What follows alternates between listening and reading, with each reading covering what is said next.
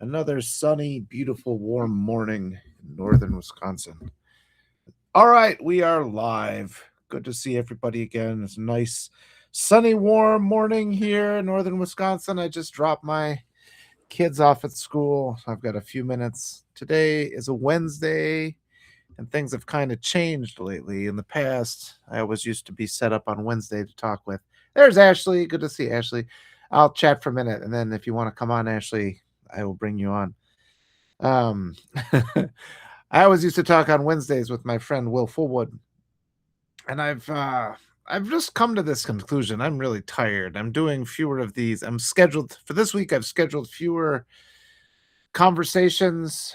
Um, I just need a kind of rest. But there's a lot of things that are going on that are kind of interesting, and I've kind of come to the conclusion that this last couple years we've been okay. Actually, you don't have to come on in about a half hour. If in about a half hour, let me know when if you want me to bring you on, Ashley. I'll talk for a while first. There's some things I wanted to say.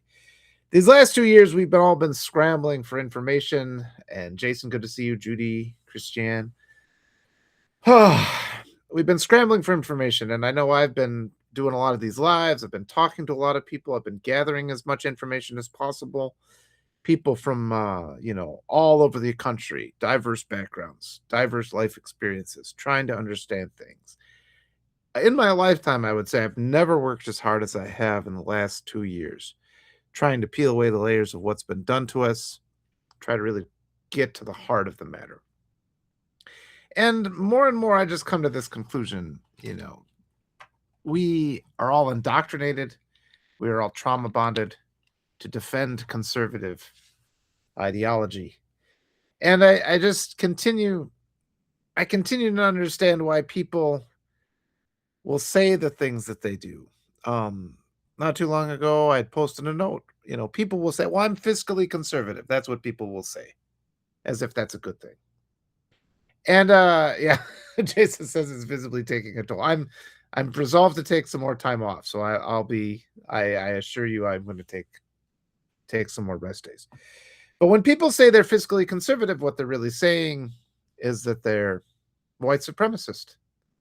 It's just a fiscal conservative is a sanitized term for white supremacy.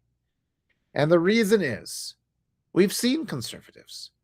Conservatives do nothing but spend, spend, spend. They're not conservative because they don't spend money. They call themselves fiscally conservative because they stop spending money. They stop programs that would help marginalized communities, particularly the Black community, right? And so this is something that we have to say to people. We have to call them out. We can't act like people can use these sanitized terms to justify their hate ideology, because that's what it is. It is hate ideology. And we just saw what happened. Fiscally responsible is different than fiscally conservative. Correct. Because when they say fiscally conservative, they just intend to cut programs that would help the Black community and marginalized people and poor people. That's what it is. And I was reflecting on it this morning after I dropped off my kids. I mean, I grew up in a narcissistic, abusive relationship with my father, and even then I would have defended him. I was in survival mode. I was beneath his heel. And you just learn the tactics you have to do to survive, and a lot of those tactics are just disregarding so many of his transgressions against you. And that's what we have in our whole country. Our country transgresses against us. And it's just so many people. A big cause of confusion is that people recognize that Republicans are conservative, but then they think of Democrats as the other, and then they get confused when they're like, well, Democrats do these things too. And it's because the Democrats are also conservative. The Democrats say that, and this causes endless amounts of confusion, because people will say the left. We don't have a left in the United States. It's all conservative all the time. The Democrats admit it when they say we can't go too far left, which is a declaration that they are intentionally going to the right. They always say they want to appeal to Republicans, which means they want to appeal to conservatives. And they treat the idea of progressive ideas, progressive policies, ideas like universal health care, raising minimum wage, helping marginalized groups, the Democrats treat that like it's poison. And then people get confused because they conflate liberal ideas with Democrats, and Democrats are not liberal, they are conservative. So that's why I titled this, they try to divide us with their lies and their drama. Yeah. All right, let me read a couple of these. Ashley says, yep, keeping your mouth shut, just not being the one to off the boat and keeping yourself safe from repercussions, hence my internal quandary. No, we'll talk about that more, Ashley, when you have time and you can come on. Jason says, when they're missing out on all kinds of goodness, yes. I mean, the plain white supremacy in this country, it has to end. I mean, we all knew that. We were at this point where people are openly talking about white supremacy. But it's that narcissistic abuse. Jason says, what happened to Al Green? His own primary. Yeah, no. Yeah, they redistricted, so Al Green got into another district. Arturo Dominguez said that the guy who won that primary is actually a really good candidate. So that's some positive things. And even Arturo says he knows Al Green, he loves Al Green. Hopefully, I mean, there's a lot of work for Al Green to do. So he's not going anywhere. But it's upsetting. But I just want to say, too, how many people they just don't recognize. And this is where I'm at, is so many people just don't recognize how conditioned they are to just default to this conservative narcissistic abuse and to defend it. And that's one of the main things that we have to change. And the demeanor of these conservatives, it's just how they can control a room just because they are relying on that established norm. And that's one of the main things. When you come to my newsletter and you read my writing, I am always going to be challenging established norms. 100% of the time, I'm going to make people uncomfortable because I'm challenging things that they've been told all their lives are true. And it's a very difficult thing for me to do. And that's why, that limits my ability to get out to a large audience. You can get guys like, I dislike Adam Kinzinger because so much of his persona was just to roll up like, I'm the well-known conservative attitude. Ha ha ha, everything's fine. You're blowing things out of proportion. It's all going to be okay. And he does that, and people are calmed by it because they've lived their whole life in this system of abuse where they've trained themselves to think that kind of behavior is normal or something to appreciate. And the reality is he has just got his parking brake on all of our activism. He's never going to get us. He's never going to help our wages. A guy like that's never going to help raise our wages. He's never going to help with affordability. He's never going to stop corporations from just screwing us over because we have no power. He's never going to help the fact that our health insurance companies will literally deny you treatments for cancer, your cancer treatments. And as you're waiting on appeal, you die. And that's what conservatives stand for. And we have to stop focusing on that part of it. We have to stop focusing on the imminent pain. We have to stop focusing on ICE agents murdering us in the street. We have to go a step back and look at the puppet masters, the conservatives, the ones that come in and pretend like everything is fine because they know that in our era of non-personhood, when we were subjected to child abuse, and every American citizen was abused as a child. Because if you're not treated like a person at any point in your life, that's abuse. And it's difficult to talk about that because there's communities that are treated that way their whole lives. And the big trick with how white supremacy works, they abuse everybody, up till about age 15. And then the white people are actually treated like, okay, now you're a human being, right?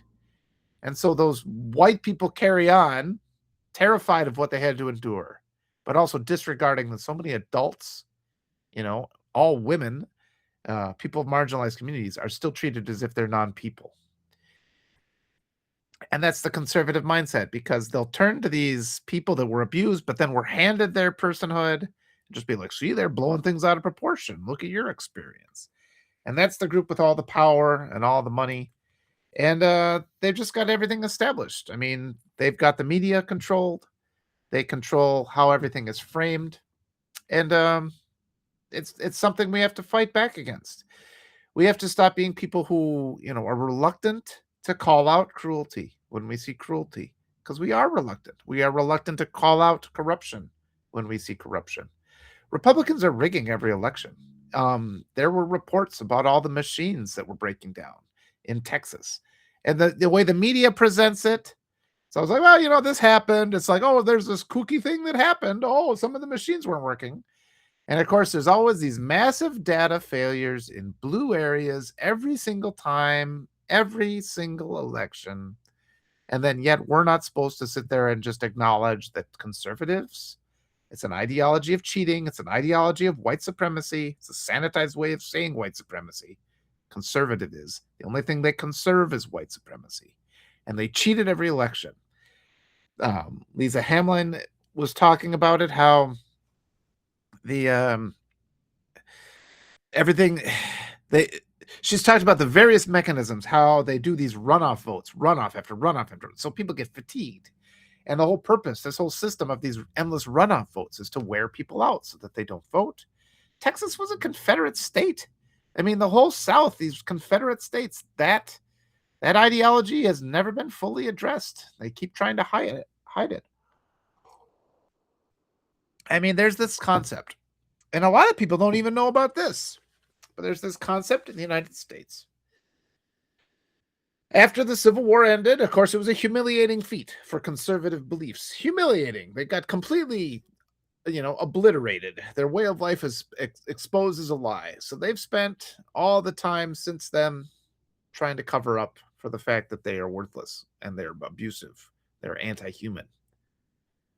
And one of the things that they established was this lost cause narrative. The lost cause is this nonsense where people try to say that the Civil War wasn't about slavery. It was. All you have to do is look at the Articles of Secession. It takes you 2 seconds, literally, to jump online, go look on the Articles of Secession. They all mention, every single state mentions slavery either in the first line or in the first 2 paragraphs. And yet we have a massive population in the United States who will try to sit there and say that the South or the Civil War was about states' rights. And they'll try this obnoxious argument that historians laugh at, that, they'll try to suggest that the South had some sort of honor, even though they were fighting to defend the institution of slavery. And it's a lie. That's the lost cause narrative. It is a massive propaganda campaign that has spanned decades, and they teach it in many high school textbooks. They teach the lost cause narrative. There are places in the Confederate South that celebrate the assassination of Lincoln. Remember, that Confederate flag is the flag of Lincoln's assassin. Every time you see it, that should go through your mind. And that just crashes up against all the ideas in our country of patriotism and all this, the reverence for, our presidents and all these things that we're supposed to have. And yet people will openly celebrate the assassination. Conservatives do, because they tend to be the Confederate states. Conservatives celebrate that kind of thing. And that lost cause narrative, it's a powerful thing. And I know I was indoctrinated with it growing up, like that thought of, oh yeah, there was some honor to their, they'll try to, people spin themselves into circles. There was no honor among the Confederate South. They were traitors. They were fighting to preserve slavery. They were the worst people in history. And we have that, where we had this massive propaganda campaign, this ad campaign, trying to present them as honorable, and the same thing exists with regard to conservatives.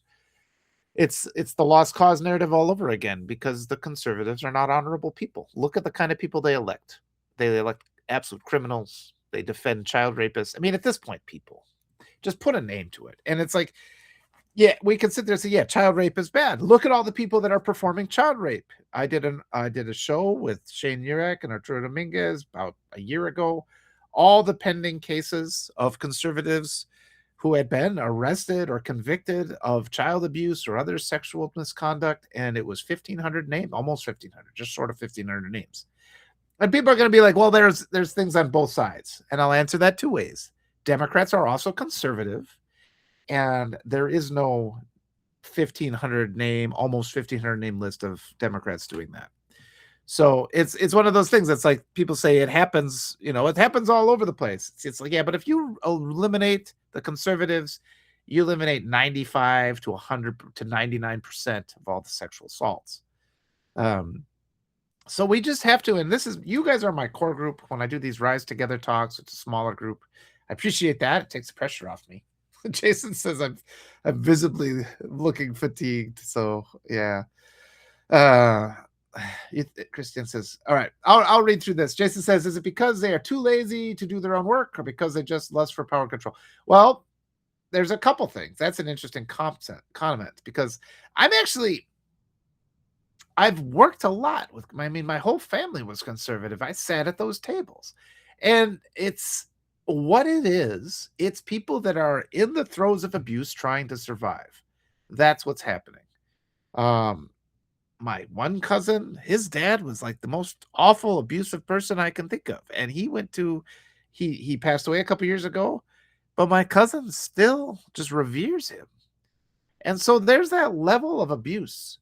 There's that level of abuse that they're desperately trying. It's like, this is their father. And that's the whole conservative patriarchal ideology too. Your father, he can do no wrong. He might have a rough exterior, but he's got a heart of gold, And our conservatives are like that, where they defend the father and they'll take hit after hit. And so much of living within that kind of system is showing how much abuse you can take. And that, in some strange way, is how they try to make themselves worthy of being loved.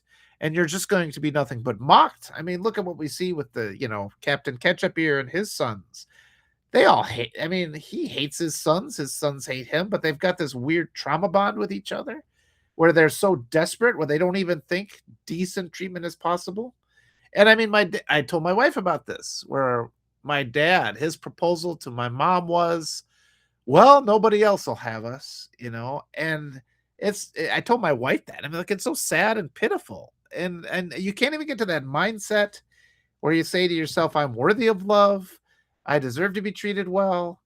This is how conservatives think. They don't think it's all self-loathing, and just that insistence that these people that are constantly hurting you somehow care for you, and that you're somehow wrong.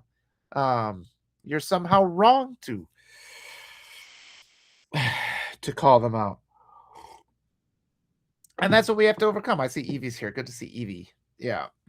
I'm going to read a couple more of these comments here. You're a survivor like that's an honor, or yeah, you're right. And it's like people get into their head that they deserve some sort of award for all the hardship they've endured. I stuck with this asshole, even though he did nothing but beat me and he was mean to me, and I stuck with him because I'm conservative, right? They say those things. It's like, what? Why'd you do that? And this is the essence of our problem. How do we get people to stop enduring abuse, recognize their abuser, name them? And of course, the other aspect is, once you name these conservatives as the abusers they are, you're just instantly overwhelmed. There's this tidal wave of people that come at you, and because the abusers always go on the offensive, and they hurt you deliberately. And this is the other thing. They hurt you deliberately.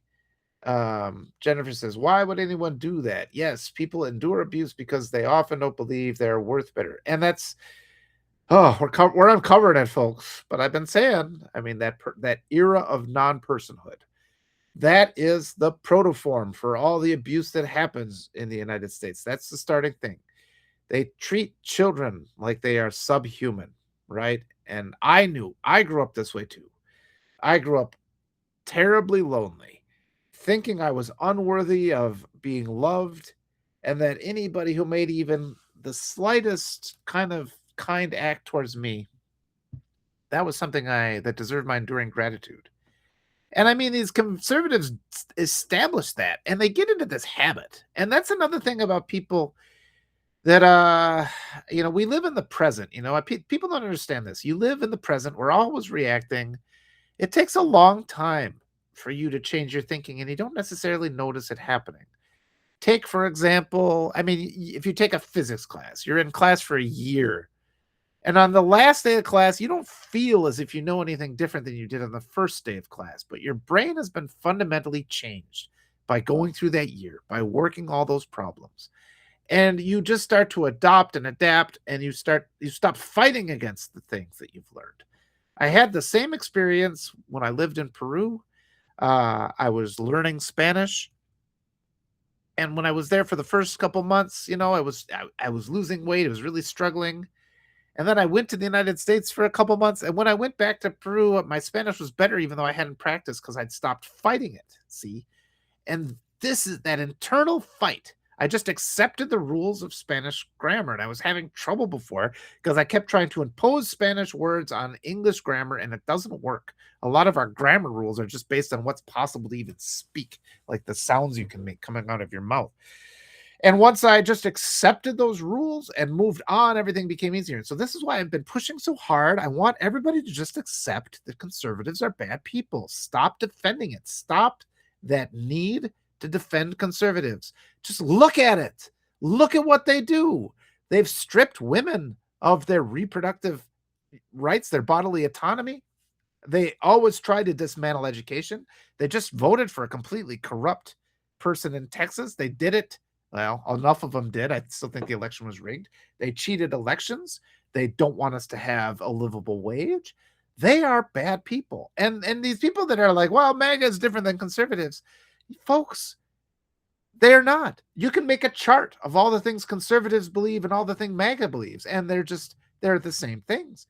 MAGA is more open about it. And I mean, the only difference is the conservatives in the past have at least tried to hide the fact that they're affiliated with white supremacy, and MAGA has openly embraced white supremacy. But just give yourself permission to accept. And I mean, I had this too. It took me a long time. It took me years, and maybe I should dial down my frustration with people and just recognize that this process does take time.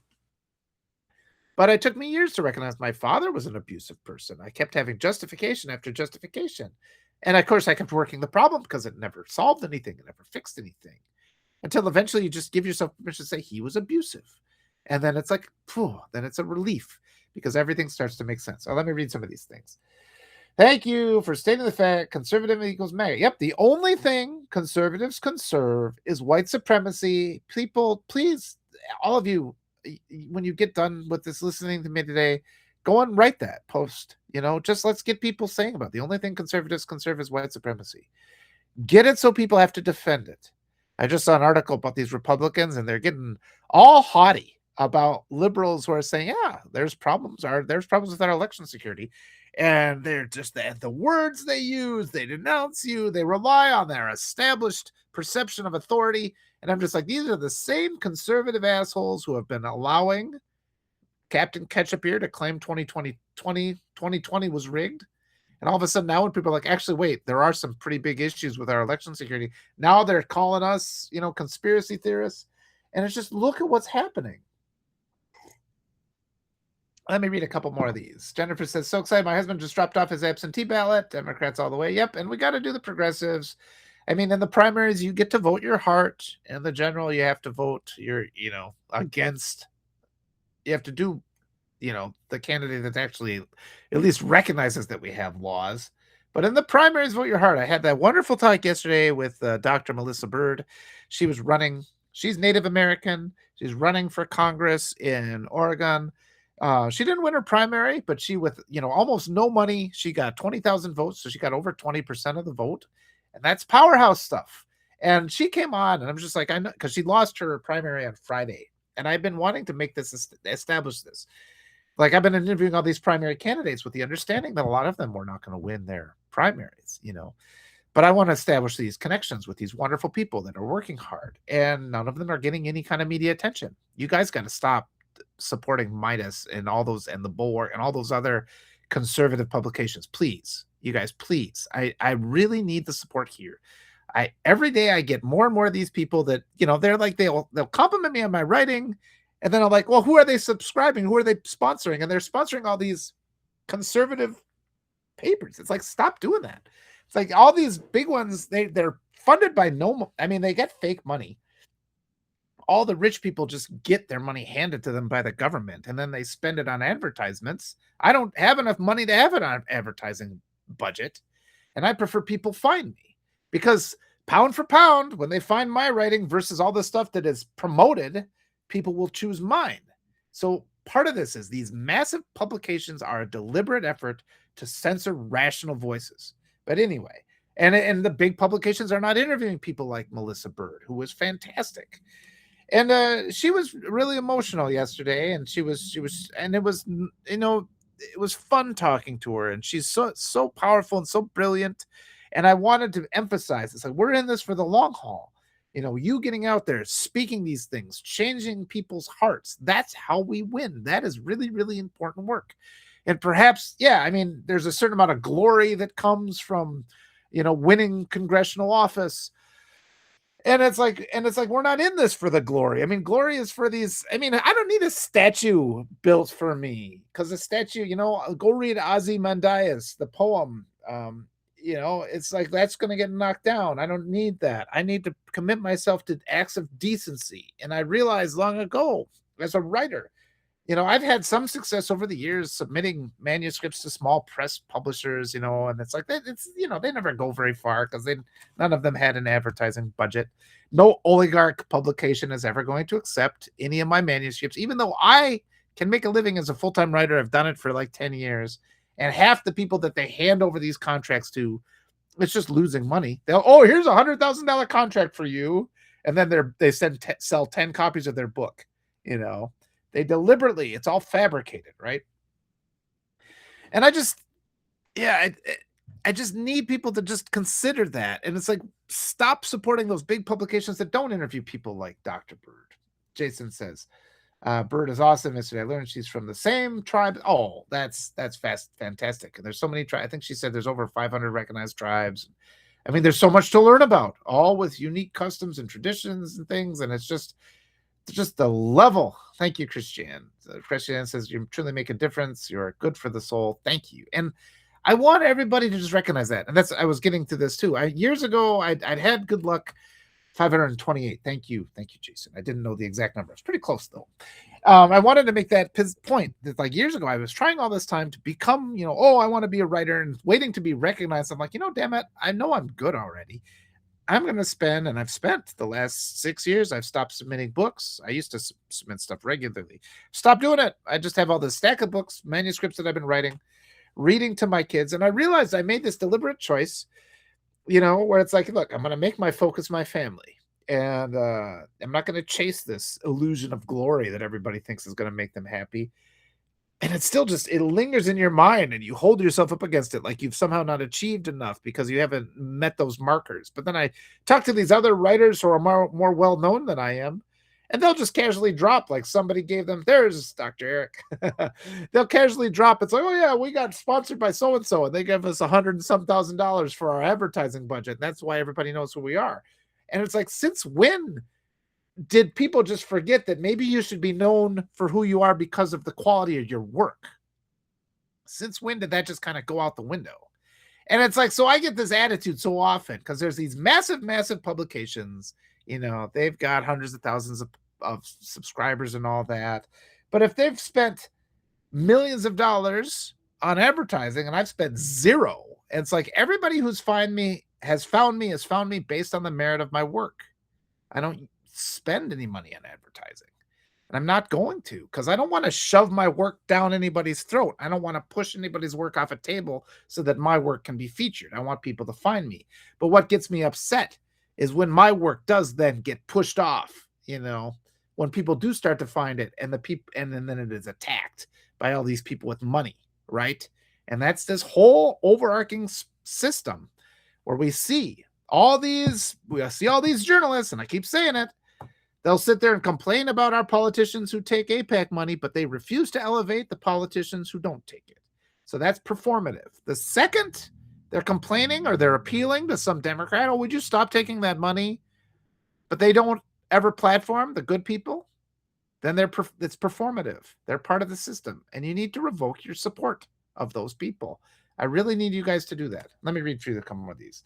Yep. Beautiful. All right. Episode I've read reading is brought to you by Legacy Media Suppression. Oh boy. Yeah, isn't that the case? It's an interesting thing. Yeah. They don't want you to read it is get frustrating. You get to a point in your life where you're just like, yeah, but it's like I made the deliberate choice. I focused on my family, I focused on I was listening to the Beatles the other day, and I was thinking about it because when I was little, the Beatles have been in my life my whole life. And you listen to it as a kid, you're like, gosh, these guys seem to have seen a lot of the world. They've been in these really unique situations. They know all these things. And I hadn't listened to the Beatles in decades. And then I threw in the CD and I was listening and I'm like, they sound like kids now. And I listening to them and I recognized the Beatles, they didn't have a life as happy and full as I've had. They were the ones out. And then, I think the Beatles are beautiful people. You watch them, they really care about each other. Their harmonies are beautiful. They sing about love and kindness and all these things. Yeah, they were imperfect people. I don't mean to build them up. They did things that I disagree with strongly too. But it's just the interesting thing of when you listen to an older person, when you're 10 and you're listening to somebody who's 20, you think that person's got it figured out. I've never in my life, when I got 20, I still don't feel like I figured things out. I'm 51 and I still don't feel like I have things figured out. But I do have a lovely family. And I withdrew kind of from that chase that all the rest of us are kind of compelled by. And I focused on them and I wrote my books for them. And it's good work. I would like you guys to have more of an opportunity to read some of these things. And there's a lot of what I've been publishing lately is just this reactionary stuff because it's so infuriating all that's going on there. And I'm going to try to make a switch. I've been publishing some of the stories of my life with my wife, and the kids and just kind of more happy stuff. The blue whale story, which Eric he called me up and gave me a nice compliment on that. I really appreciated that. And I want to do a little bit more just actual real writing. Let me scroll through some of these. You guys get me off on tangents, but I think it's great. Are you ready to go yet, Ashley? Do you want to come on? Let me read this. I was married at 20 because I had all figured out thanks to the Beatles. Well, yeah. I don't know, Jason. Did you mean that? I don't know how you meant that, but I hope you did have it. Yeah. A blue whale story. Yeah. I haven't read Outliers. I'll have to do that. Yes, you're right. And then he had a lovely normal family. Yeah. Okay. I'm going to keep reading up a couple of these now. Yeah. Ojibwe. Yep. I know the Ojibwe group. Yep. Episode. Yeah. Once you accept big money, you are beholden to them. Not for me. That's what Evie says. Ashley's comment when she said we found the woman version of Walter. Well, what a nice thing that is to say. Who is that, I wonder? All right. I think I covered most of the just recent comments. The Beatles and Outliers will change your perspective. Outliers is what? Is a documentary? Yeah, pants are overrated, says Courtney. Yeah, I don't know, folks. The summer's here, and I've been telling other people.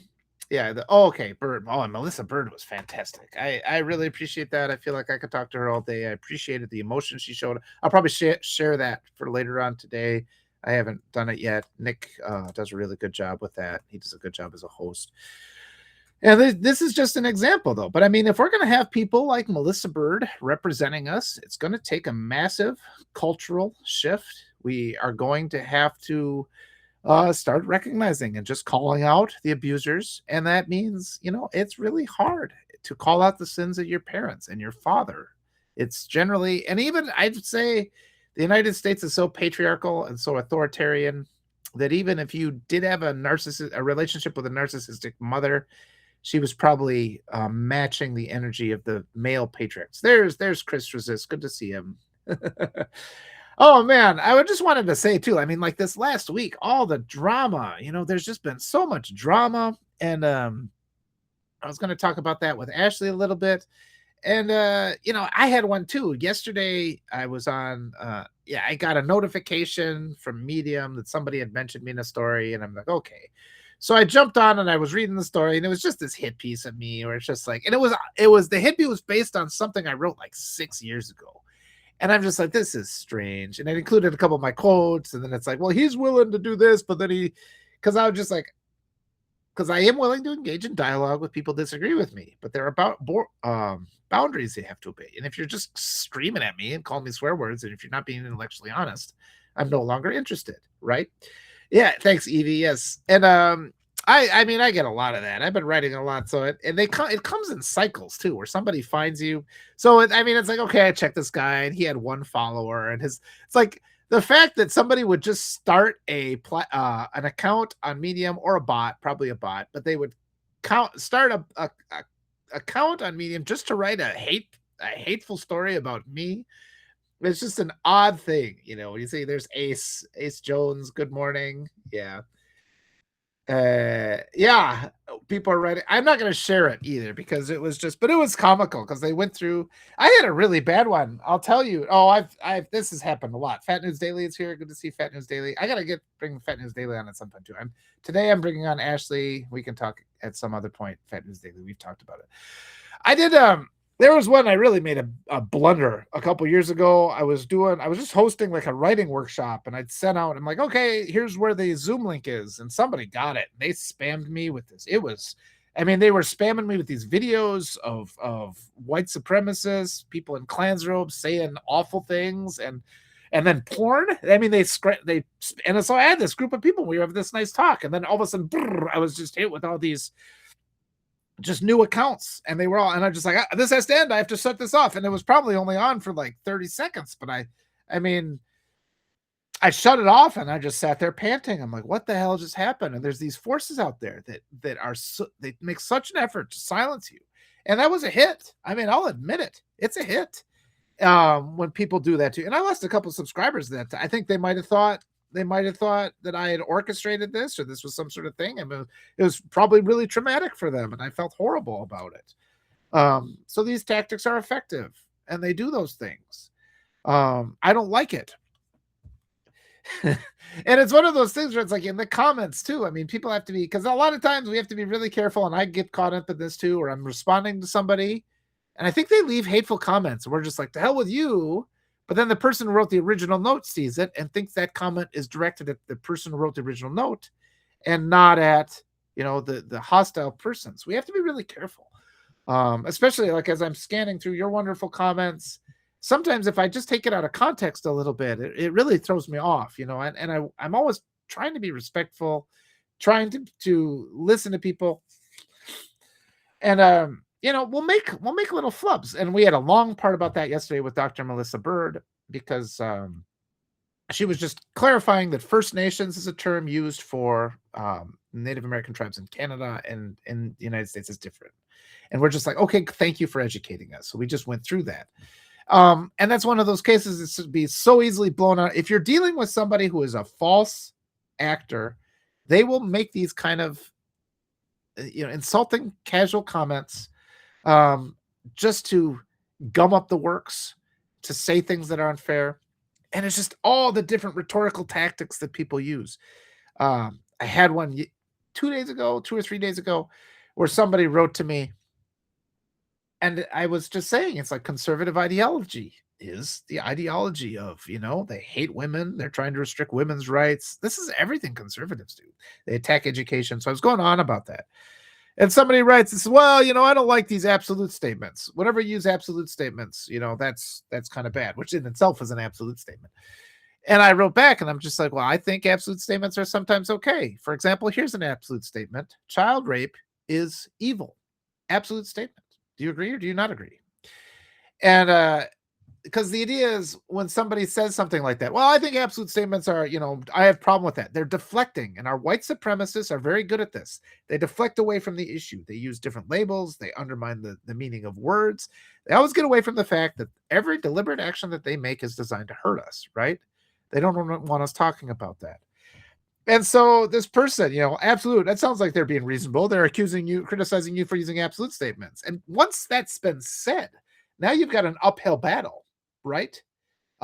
Because the room is like, oh, that thing that they said is reasonable. And so people become they pick that side of the person who said something that sounds reasonable. So then I have to say, okay, let me give you an example of an absolute statement that everybody can agree with. Child rape is evil. But it's hard to make people now switch, because some of them, just out of sheer stubbornness, are going to stay, absolute statements, because that person was good. And they said, I mean, not good as in decent, but good as in, effectively manipulative. And that person replied with, well, that's not what you said before. That's not, because they were going back to my comment about conservatives. So it's deflection on top of deflection on top of deflection. And our job is to bring people back. Our position is to bring Christianity. They said First Nations, this is what Dr. Melissa Bird said, First Nations applies to or Indigenous applies to Canada too. I have to read the book. She recommended, just yesterday, she recommended a book. And so I'm going to read it. Okay. Ashley says she's ready. I'll bring Ashley on. Let me get this. ASH Elliott. We had a nice little talk yesterday. Oops. How come you weren't the first one? Ashley ALAU. Come on now. There we go. All right. There's the invite. Okay. Jason said, in the U.S., Indigenous or Native American, that we know America's Vespucci discovered this kind of. Yeah. Okay. Yes. Thank you. And this clarification, but I have to read that whole book too. I will do that. Oh, Chris says, Joel Lava was on with Sons of Liberty last night. Now, Sons of Liberty reached out to me. Are they a good group? Actually, thank you, Chris, for bringing that up, because I reached back out to them, but I the name kind of scared me. Oh, Ashley declined. I thought Ashley said maybe let me try again. Maybe she hit the wrong button. I'll try again, or maybe she's not ready to go. Let me read a couple more of these. Yeah. Joel does a really good job of actually speaking. There we go. And bringing them to actual conversation. Hello. Hello. No camera. Okay, there's the camera. Oh, right. How you doing? I'm doing okay. Sorry. Okay. I had to... Chris says Sons of Liberty is totally great. So I will talk to them and all right. Yeah. How's the morning going for you? It's going okay. It's going all right. I think I covered everything I wanted to randomly get off my brain. It's like cutting my hair. Yeah. You cut your hair? No, not today. But I mean, it's like that, because I get pressure. If I don't get to sit down and talk, I get pressure. No, that's good that you need to do that, because I think, well, I mean, I do that in my head too. I think probably a lot of people do, but you're in a position where you're like, okay. And I know you've worked your ass off to get where you're at as well. But I know, like, you're in a position where you can do something. So your brain is like, I have to do everything. Like, I think so. Yeah. Well, it is such a privilege to have enough people to actually listen a little bit. And I wish I could do more. I mean, that's what's hard, because I'm not at the point where I can really do much of an impact, but it has to help. It has to help. But you know what? I think sometimes, people who do pay for the marketing and all that big stuff, like, okay, so I get it, right? And it's like, it is what it is. Okay. Yeah. There's different platforms or tiers, I would say, to everything, right? And that's true. I mean, yeah. And they draw what they draw, but then people can see. It's almost like I'd rather have, I have 7 paid subscribers and I love them. I don't care if I get any. I mean, I don't care if I get it. Honestly, personally, I want that tier of people. You know what I'm saying? I'd rather have people that like me, that are friends with me, that not I'm going off on a tangent here. No, you're good. I think you're making a good point. There's people that use a corrupt system and try to use it. It's like, that's what Dr. Bird actually said, that she's just like, I'm running rather than an independent, I'm running as a Democrat for strategy. I can make this impact. And people are like, why are you affiliating with that group? And it's like, well, because of these reasons. But I do want to have it in the comment or the conversation that there are very, very good writers who do not spend any money on advertising. It's like, because everybody always they're like, oh, this person's big and you're small, so they're therefore better. And it's like, yeah, that person got $100 million in government loans to establish. It's all fake, and it's like, people just need to get that out of their head, because they're still supporting the Bulwark and Midas Touch and all these right-wing publications that are pretending to be liberal. Right. No, I totally get that. I mean, like I said, I got to, I think, a point where I've been sober for 16 years. So I also have to check myself with how much pressure I can take and what I'm willing to take, and what is a little too much for me, because, I always I was always used to, I think I said about this before, like having this big news all the time. Like I danced. So it was like you have these competitions, you have these, you grow up with these like big accolades. So you come back to school and you're like, oh yeah, we won this and we Yeah. spent the summer in New York and Boy, like all this stuff to make your worth something or whatever, to have this big story, right? Because Yeah. that's okay. So then, and then same thing. Like I moved to LA and did the stuff and like I didn't really know who I was because I was always playing the game, like Yeah. going from this big thing. So, and even, like, so anyway, it got me in this situation. Then I had no idea how to really live life. Like I had self worth, but not enough to like just rely on that as enough. I guess. And I think whatever, but I mean, it comes, I think, in waves and as you grow up a little bit and depending on the people you're around as well. And even with real estate, like I was just like, nope, I am who I am. I'm like, I meet people, I talk to them, I'm like, I'm not an asshole. Like I'm really good at what I do. And they were like, awesome. You said something that's critical and it applies to everything I've been talking about. It's like how we measure our own self-worth. And it's a hard thing to do. And it's like if you're chasing, it's like we can't be waiting for other people to anoint us, and I've said that a lot too. It's like you have to find it within yourself, and it's like there is that part of you that knows it says don't go down that dark alley or don't do this or get out of this situation. This situation is bad. It's like that's the part we really have to listen to, because you see these other people that are chasing these external expectations, and you just are never going to get there because you're not going to be content until you listen to the one inside your own heart, right? Right. But it's a lot easier said than done. I mean, that's a long process. We do have to have grace for people as they well, and it changes. It changes. Like it changes in your life. It changes with, whatever, like the story of your life. There's different chapters. There's different things that you go through. And sometimes I'm going to sound really smart here with my wisdom, but depending on what chapter you're in, it can feel like there isn't anymore. I mean, I know like, that, and I think I'm just kind of to the point where I had so much stress and I had so much pressure. I had like all this stuff going on that I was just like, I give up. Like I not in the way that like bad way, but I'm like, I almost think it's being really honest and being like, listen, I don't know what I'm doing. I'm trying my best. I'm doing if I set the expectation kind of low, then I don't disappoint people, but also I should probably. Well, what you're saying is, it's like sometimes you get to the point, it's like, what am I doing? Right. And it's like you're trying to answer every email and you're just like, select all, delete. There, that's done. And it's like you get like my car.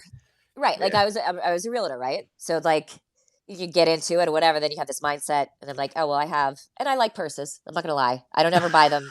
I don't ever buy them like out of the store. But I should sell some, but I'm not going to get what they're worth. And I'm not doing that. But with cars, right? I'm a realtor. So I go and, I would meet people and it's like, well, this matters. I have to have a really nice car because it's like, that's what they see. That's what they judge it on. Yeah. You know what I mean? I mean, just little things like that. I mean, I obviously have to look good. Well, obviously I can't have wrinkles and I still don't even want to look, but you know what I'm saying? Like in your head, what these things you have to be. And it also ties into your self-worth. So then like all that kind of went and I had a bunch of stuff happen and you take out the car aspect because I couldn't afford, a $648 car payment every month without like things just happened out of my control. And it was like, okay, that goes away. Okay. Well, like just different things that you thought made a difference are gone. And it does feel for a while like you're out here in the middle of nowhere. And it's kind of funny because like with my writing and things like that, I will totally admit that it's really, really awesome when people read something that I wrote and they think it's good because I don't expect to be a good writer. I've never written anything until I tried because I wanted this information out.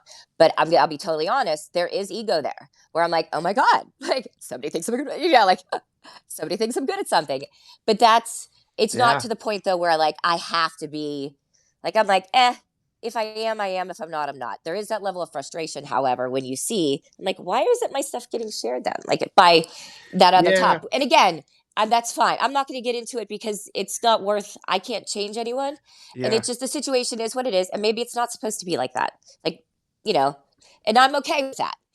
But, it's, What? I saw my friend Ben Ulancy is in the chat. We've been doing our regular movie talk. Probably not one this week, but we are going to do more. I really love talking about movies with Ben Ulancy. He writes a lot on on Medium. But yeah, like the whole chasing expectations and Right. the refusal. See that anointing thing? It's like Yeah. waiting for somebody to anoint. And this is how conservatives maintain so much of their power, because they establish themselves as like the patriarchal authority whose opinion fucking matters. And that's our problem. Stop caring about assholes because you convinced yourself to think that their opinion matters. And that's really what it comes down to.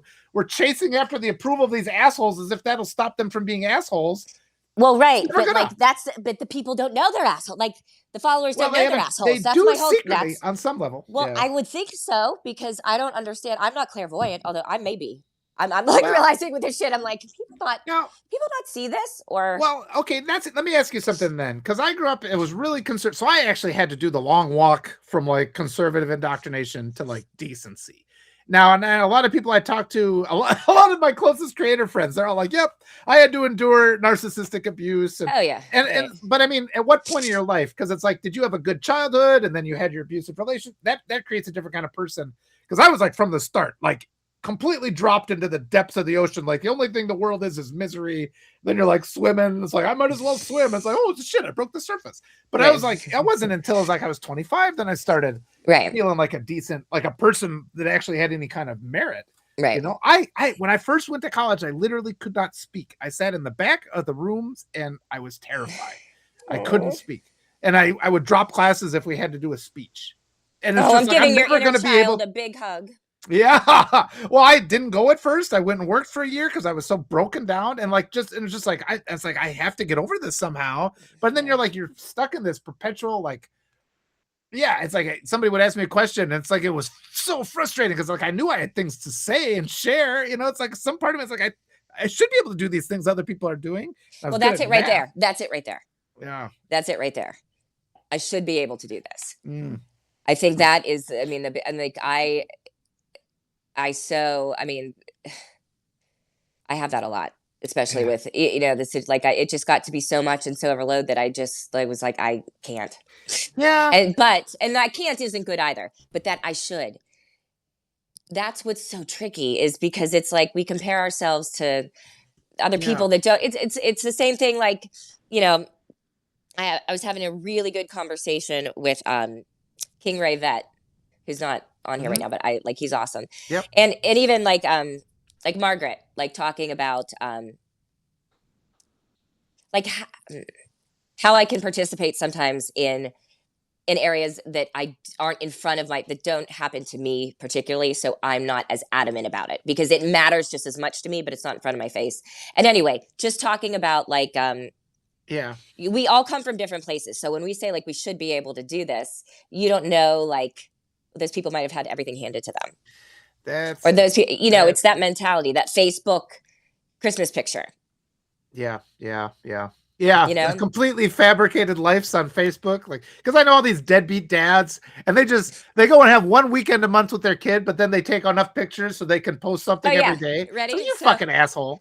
I know you're not with the hardest year, but we got hired to like be models for this photographer. So like, I don't know if you can see that. Oh, nice. So yeah. That was our Christmas picture. Okay. Yeah. And I was like totally losing my shit. But that's what I'm saying. Like, it was like, we were like on the run. But I'm just saying, it's not, it's a picture. It presents something. Because they said like one of the things on the Titanic, the women were going in and doing their makeup, and it's just like if that provides you with relief to get through that moment, then that's fine. It was free, and it was something like we usually do Christmas pictures. That is my one thing I do. But you know what I mean? I wanted to like to have fun with I wanted to have some sort of normalcy because it wasn't. I couldn't do what I normally did, and that's the same thing. I should. I mean, those two words fall into every aspect of someone's life. Parenting.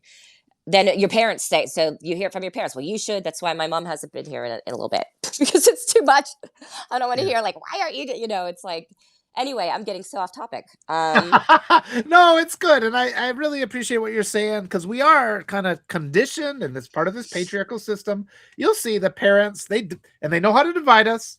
A patriarchal adult parent will pit the kids against the mom, the kids against each other, so that only the father, and that's how people get lulled into this mindset of I have to, you know, earn the father. I have to be anointed by that. And when I lived abroad, and when I lived in Peru, you just didn't have that level of the pinnacle. Like, it's so mean. Like Yeah. it's the level of like that's the thing like with my ex that it's just like he made up all the stuff and told my daughter, you know, like all and I saw Yeah. it. Like I saw her go from this happy-go-lucky little like da, da, da, da, da, girl to this like and it's the age as well. She just turned 10 into this like Well, yeah. snippy teen. You know what I like preteen how it goes, but you watch that happen and I'm like you see it, you know, cuz you know what you Yeah. experience. I, And yeah. well, yesterday, because we chatted for a little bit yesterday, and my wife came home, and there was this issue because my daughter wanted to go to this baseball game, and my wife was like, "Well, it's during a school day," and I'm just like, I'm gonna invite my wife out to dinner and then let the kids go to Mhm. the baseball game. You know, I'm just like, let's handle it Right. that way. And as I was talking to her, I'm like, our kids, they work so hard and they are coming into their power. And I said to him, we have to give them something for all the work that they're doing. Otherwise, and she's like, otherwise they'll be crawling out the window, she said. So she, Right. you know, and I'm just like, we have to recognize that. We have to Yeah. reward them because otherwise, what's the point of them doing all the work if they can never be rewarded, you know? And it was just sort of it was a good moment to have. But I Yeah. think everybody has to yeah, we just have to recognize that with the people in our lives. Yeah. Yeah. Well, and I said, I think, you know, for you, because I think we all see the frustration in Jason. I love you. Because I was Oh, like, he was said something about like, you know, oh, Walter, you look like haggard or whatever. You know what I mean? You look stressed. And I was just messing with him because that's what, you know, I like to kind of do that if you haven't yeah. noticed. But and I was like, okay, what do you look like? Like, you know, post a selfie because I Well, know it's that's fair enough. I'm 3 actually hours curious. earlier there too. So he did. He sent me a message of he took a selfie and sent it. I was like, touche. But I'm that's I'm action. I'm always interested though in hearing that because it's like I don't have total awareness of what I'm going through, you know. And Well, some I people didn't are like, really "What? either Sit until I down." like yeah. No, you look good. But don't Okay. be in your head. Okay. I was funny. It was funny that then he took the picture of himself and sent it to Okay, me. yeah, I got you. No, I That's the point. appreciated that. I like That's Jason. Jason's no, you look wonderful. it's you look awesome. It has nothing to do. Okay. He was just being Okay. funny. Oh, He's I just being wonder though, funny. because I feel pretty freaking No, haggard. This last y- week has been hard. well, that's what I'm trying to kind of get to is what can we do? Like I don't have a very big platform and I actually have like nice things to be able to hold my phone and it like to be set up if I was prepared to do lives. I'm not super comfortable with like I'll get better, but what can we do to help you so that you're not doing everything? Oh And yeah. like in actual tangible reasons. Like maybe think about that. Yeah. Because like I have the possibility where I could take something more seriously and try to help you with something. You know, like do like I don't know, taking if like trying to interview a candidate. I'm not great Yeah. at yeah, I don't know. I But think you'd be good at it, but I think I'm well just that saying is a good one. think Yeah. what we can do to help you. If it's not that, if it's administrate, you know, just like volunteer kind of Oh boy. Yeah. Oh, yeah, what a thing. I on mean, this some is a kind of level. I'm not talking about like what, you know, Lev's person does for him. Like I'm that's what I'm not no, doing see, that. that's But interesting what you're saying too, because I wanted everybody to rise up on their own, and it needs to be one thing I could talk about because and Ben Ulansey, I guess there's not too many editors there, wait, but Ben Ulansey's also on Medium. They're changing their things. Just the more writing and the more listening and embracing this new kind of. The hard part is because we have to change the hearts of the entire United States, right? And yeah, I can't do that by myself. And just like a lot of people are not coming in yet to this full understanding, we have to fight back against hate ideology and recognize that it is conservative ideology. We have to fight back against patriarchal thinking, these abusive relationships. I mean, it's emblematic. You know, you get they we have situations where women are forced to get married way too young, and then you know like you're 18, you're just barely coming into your life, you have a bunch of kids, and they do this so that now you're stuck, you know, like economically you don't have any ability to get through that. And then if there is a divorce, then the husband spends all of his time telling lies to the kids about the mother, right? That's our structure of the United States. That's our government. And we have to recognize that is evil. That has to be obliterated.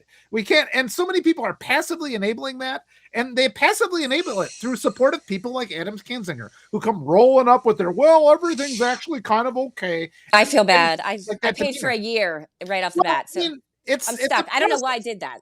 I think I pressed the No, wrong it's a button. process. I mean, what we did 2 years ago we were learning, right? And I was listening to him too, and it took me a while to figure out this guy's full of shit. And there's all these different, we're being lied to. And it's the same thing, like, because I thought my dad loved me too when I was growing up, right?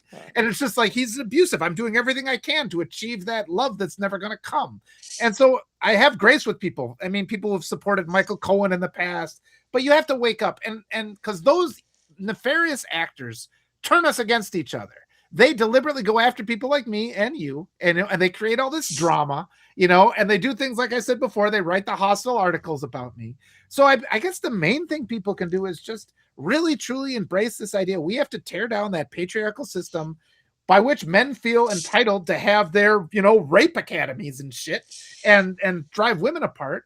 And people are just not seeing the connection that the seeds of that are with these people that are passively like, well, not all conservatives are bad, or not all, they say things that just aren't true. Yeah.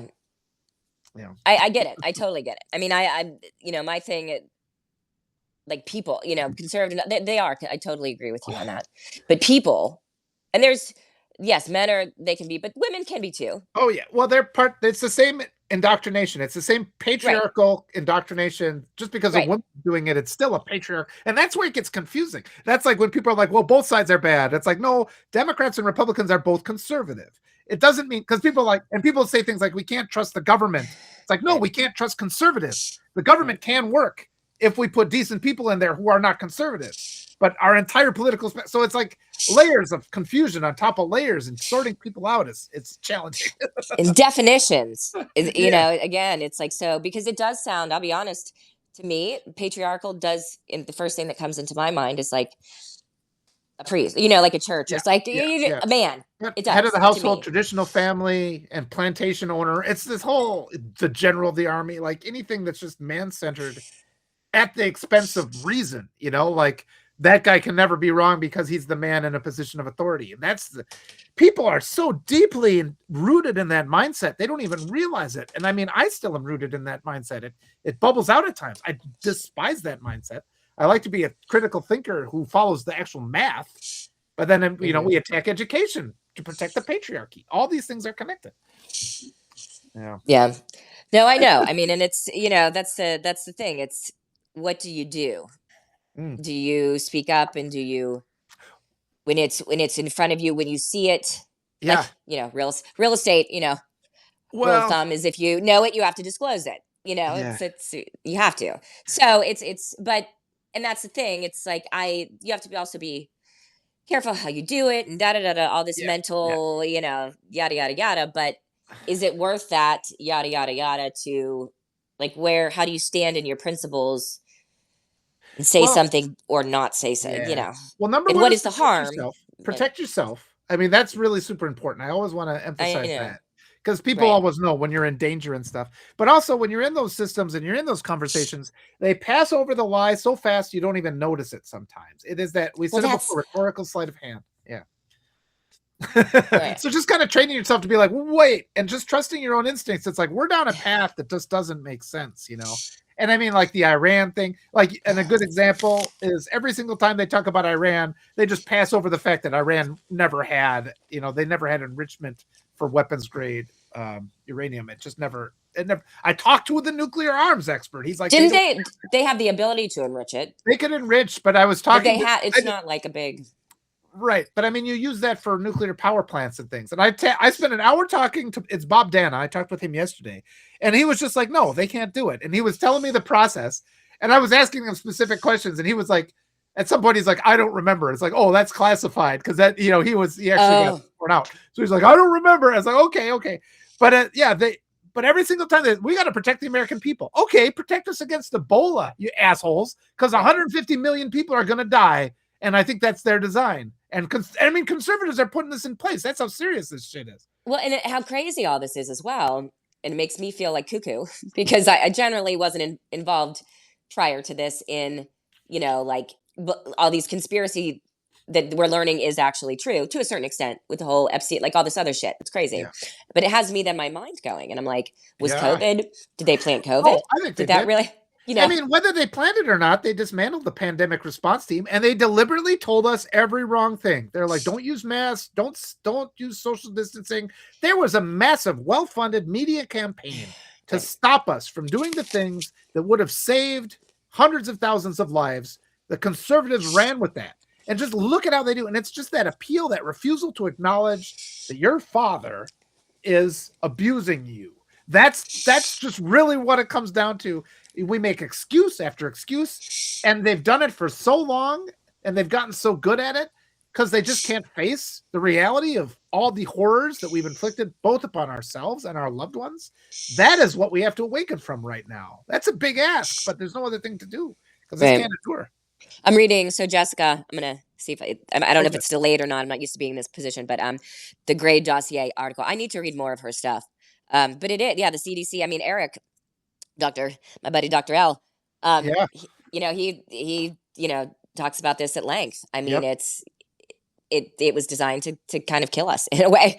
You know Yes. what I mean? Like all this stuff was taken away, and if it's just not common sense. And Dr. Um, Connor too, about the lack of OBGYNs we're going to oh have in the yes, next couple of years, and women are yeah, just going to be just annihilated by right, conservatives. right, Conservatives are annihilating them. right. And so stop. And it's like, it's so weird because people get more offended by me criticizing conservatives than they do at the fact that women are bleeding out in fucking hospital parking lots. It's Well, like, yeah. for fuck's sake, it starts getting really upsetting. Conservatives Well, did that. That's who did it. Conservatives did. so how do we turn this around right now? Like, Yeah. how do we get you? Oh, yeah. We ready? Should Well, we no, sing I a mean, song? What do you want yeah, to do, yeah, Walter? that would help. No, Hey, and actually, Chris Resist was the one who said it. It's just these times when I get to talk with you guys, who are like the core group, that I mean, because it's like you're trying to, and we're working together, trying to understand these things. And the people that come to these talks are the ones that have listened to me the most, and so it's a little easier. But I mean, I am making another transition because last week I was really trying to push all the big platforms to interview the primary candidates. And this week, I'm just like, well, other people are doing that now. So yeah, keep talking to the primary candidates. People are getting involved, and I'm going to be doing this too. I'm going to get involved in Emily Berge's campaign.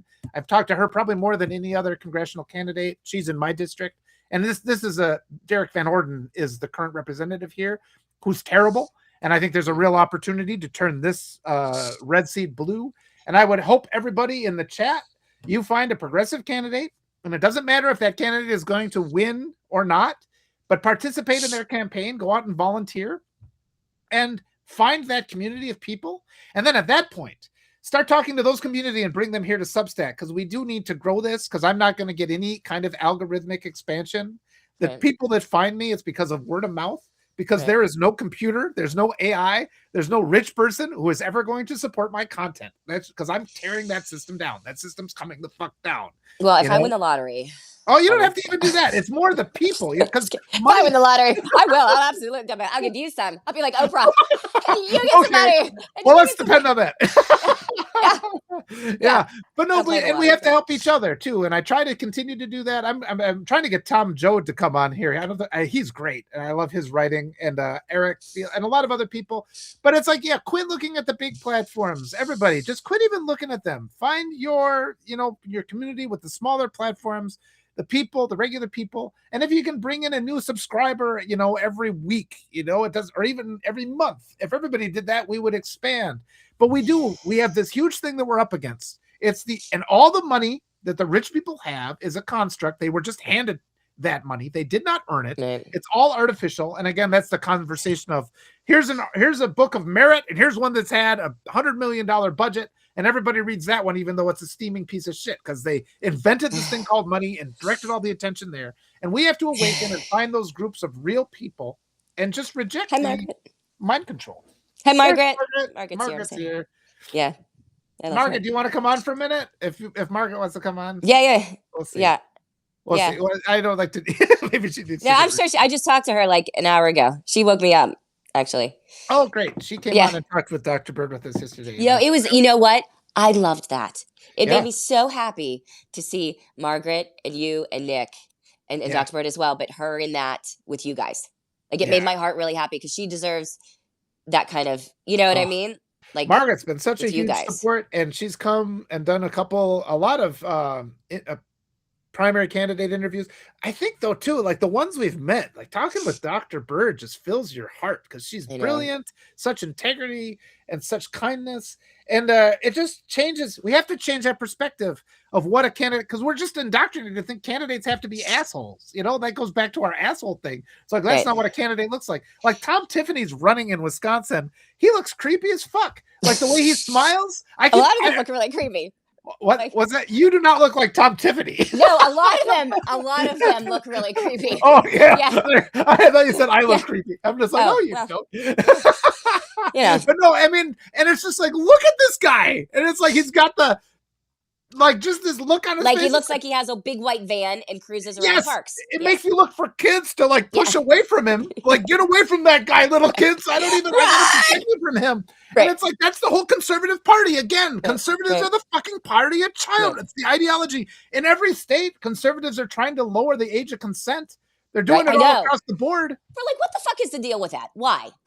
What 'Cause is they're so child important? I rapists. don't get it. I- Like, what is I'll- so important about that? I'll They're tell like, you that. uh-oh. You want me to walk you through this again? I've walked through. I already started. It's like the whole conservative mindset. You tell children are objects, and then you get this thing where like these conservative men, they hit like 20 or whatever, and because they are terrified of like real adult women, they start Yeah. dating somebody younger than them, and Right. then eventually that person wakes up and they're just like, this guy's a creep, you know? Because like at first, if you meet somebody that's a little bit older than you and they've got a job and they've got some money, they can solve a lot of your problems, right? So they Right. can just like. And you're like, okay, it's like this is on the level. They're helping me out, but there's a fine line between help and exploitation, right? And it can be leveraged.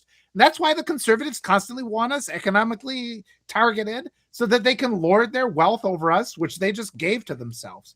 But then you see, they get married. It lasts about 7 years. That's the number I've kind of come up with. Like, Yeah. if you're okay, married that's and great. he's toxic as an adult, it takes Right. about 7 years. You're like, I can't live with this person, and then you leave.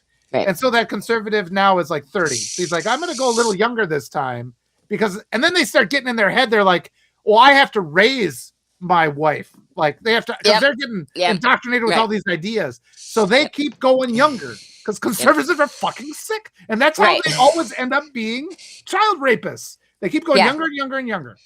Right. Well, because their mentality is of that. And I mean, like, it's just like I don't get the like, why do you? So what? Somebody's that at 17, if you get caught with that person, then you wouldn't be considered a fucking. It wouldn't be, against the law. But is What it was your- 17? Are they going even younger? Like, what's They're the- going. That's all across. That's what the I just don't country. get. You know. I don't know. Does anybody in the chat know what's the lowest age of consent state? I mean, I bet it's. I think it's shot. probably 14 somewhere. I bet where's the it's really pretty, I've learned, but it's like the Mormon and nothing against Mormons. I mean, other than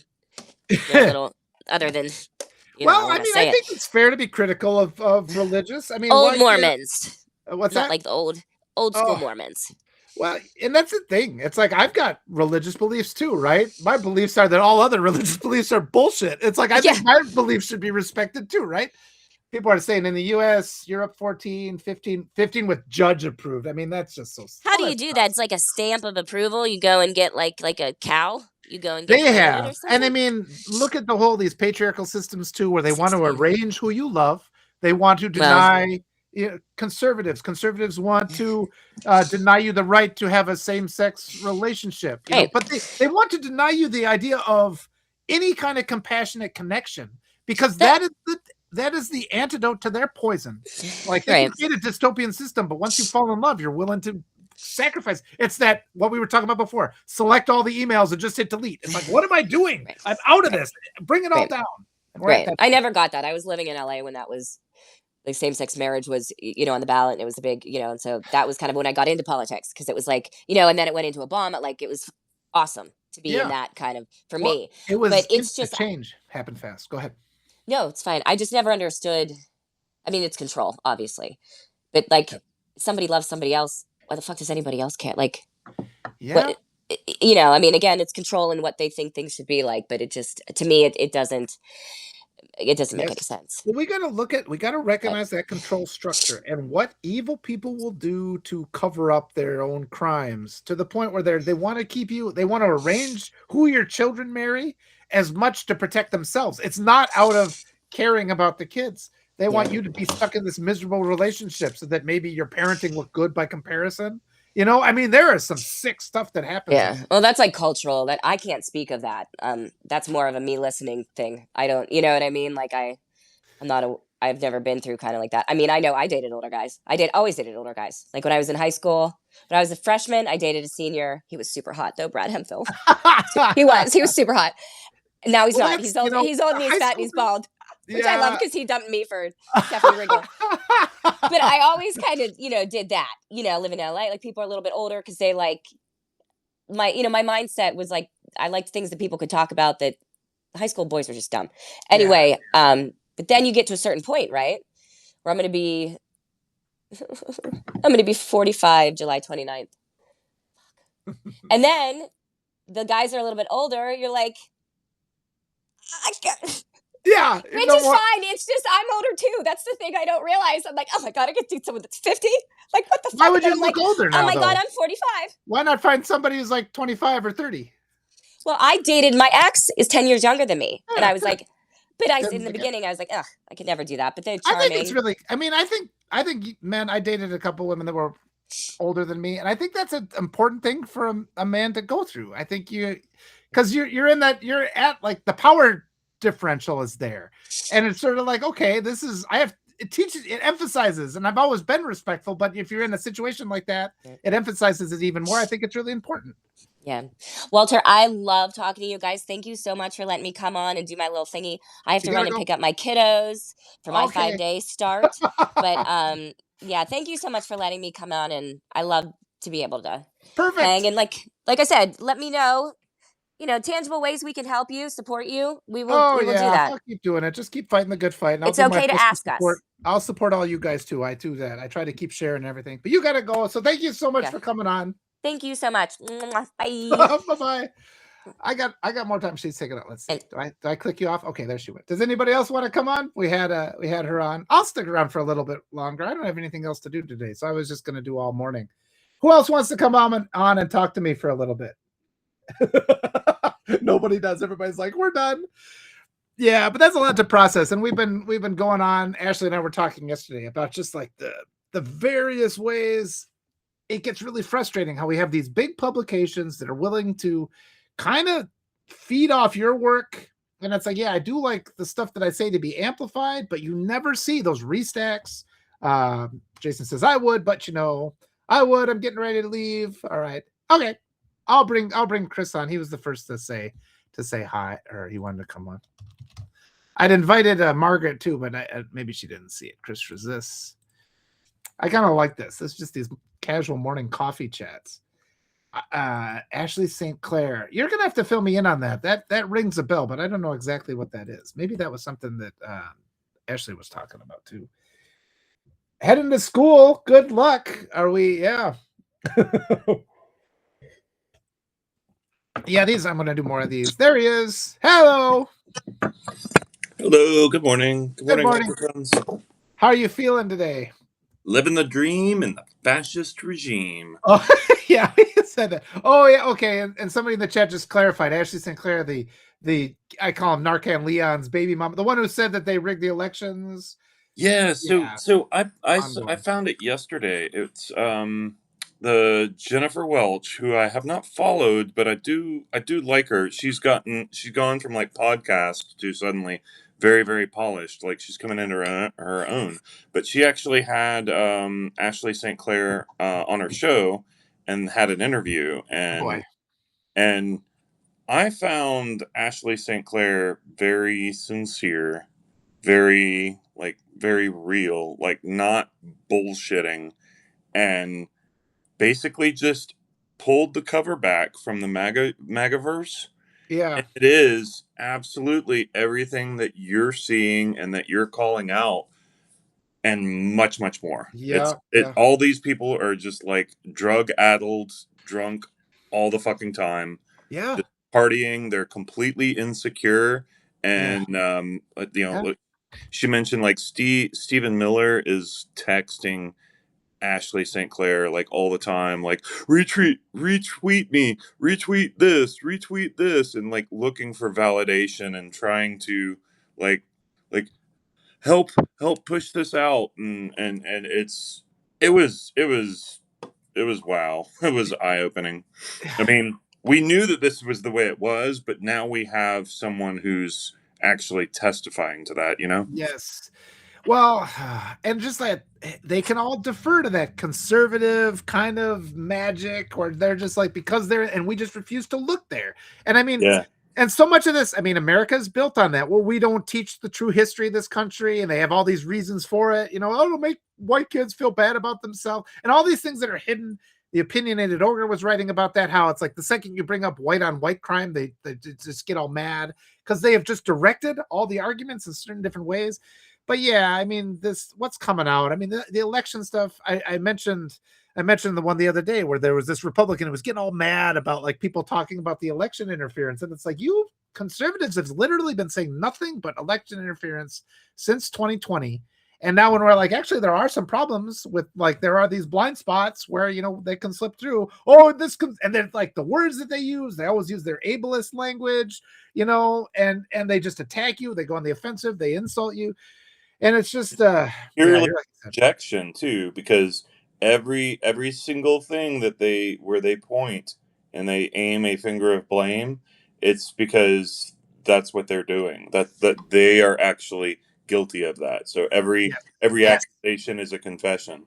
And Annabelle said it was Denver Riggleman. That was the one that I was looking. I was reading his comments, and it was just, I think everybody, I don't know if anybody else is trained like this, but when I read certain things and it's just like you're reading it, I just kind of scan, and then he used a couple words of, oh, there's the trigger word, and it's just like, oh, that instantly tells me that this guy is covering something up.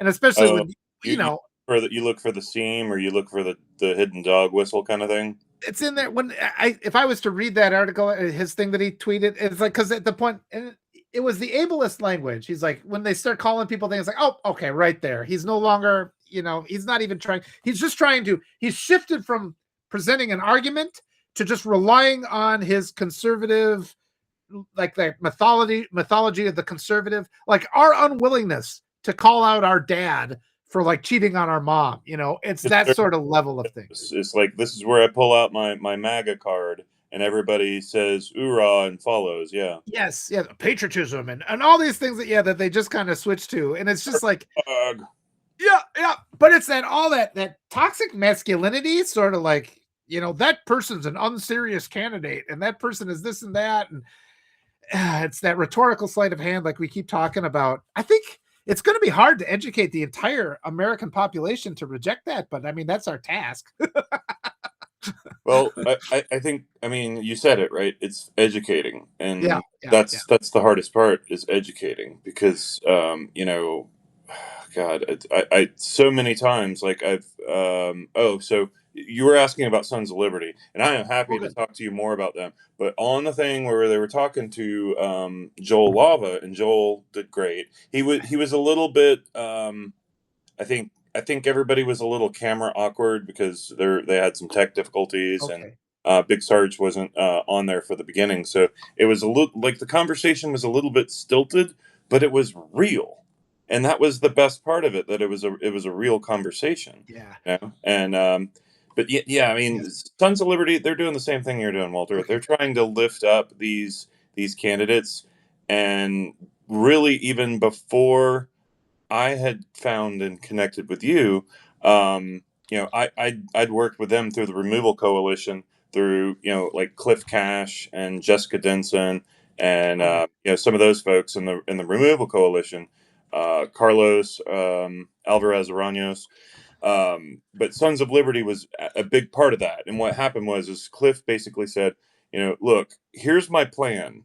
We have to take out the pillars of support of this fascist infrastructure. Yeah. And Big Sarge just came around. He's like, we're pivoting everything at Sons of Liberty now, and now we're doing this. Right. We're doing Fox Takedown, and we are adding the pressure to DC, where the fascists are. And even before then, they made a point to try to connect with you know, candidates, especially the little guys, the grassroots campaign, you know, the real people, and have conversations with them about stuff. But yeah, so yeah, they had Joel Lava on, and I like him a ton. The best part was that, Joel, look it up if anybody wants to see it. It's Sons of Liberty. They stream typically through YouTube, but they did have it. I don't know if they published it or not afterwards on Substack, but try to find it if you can.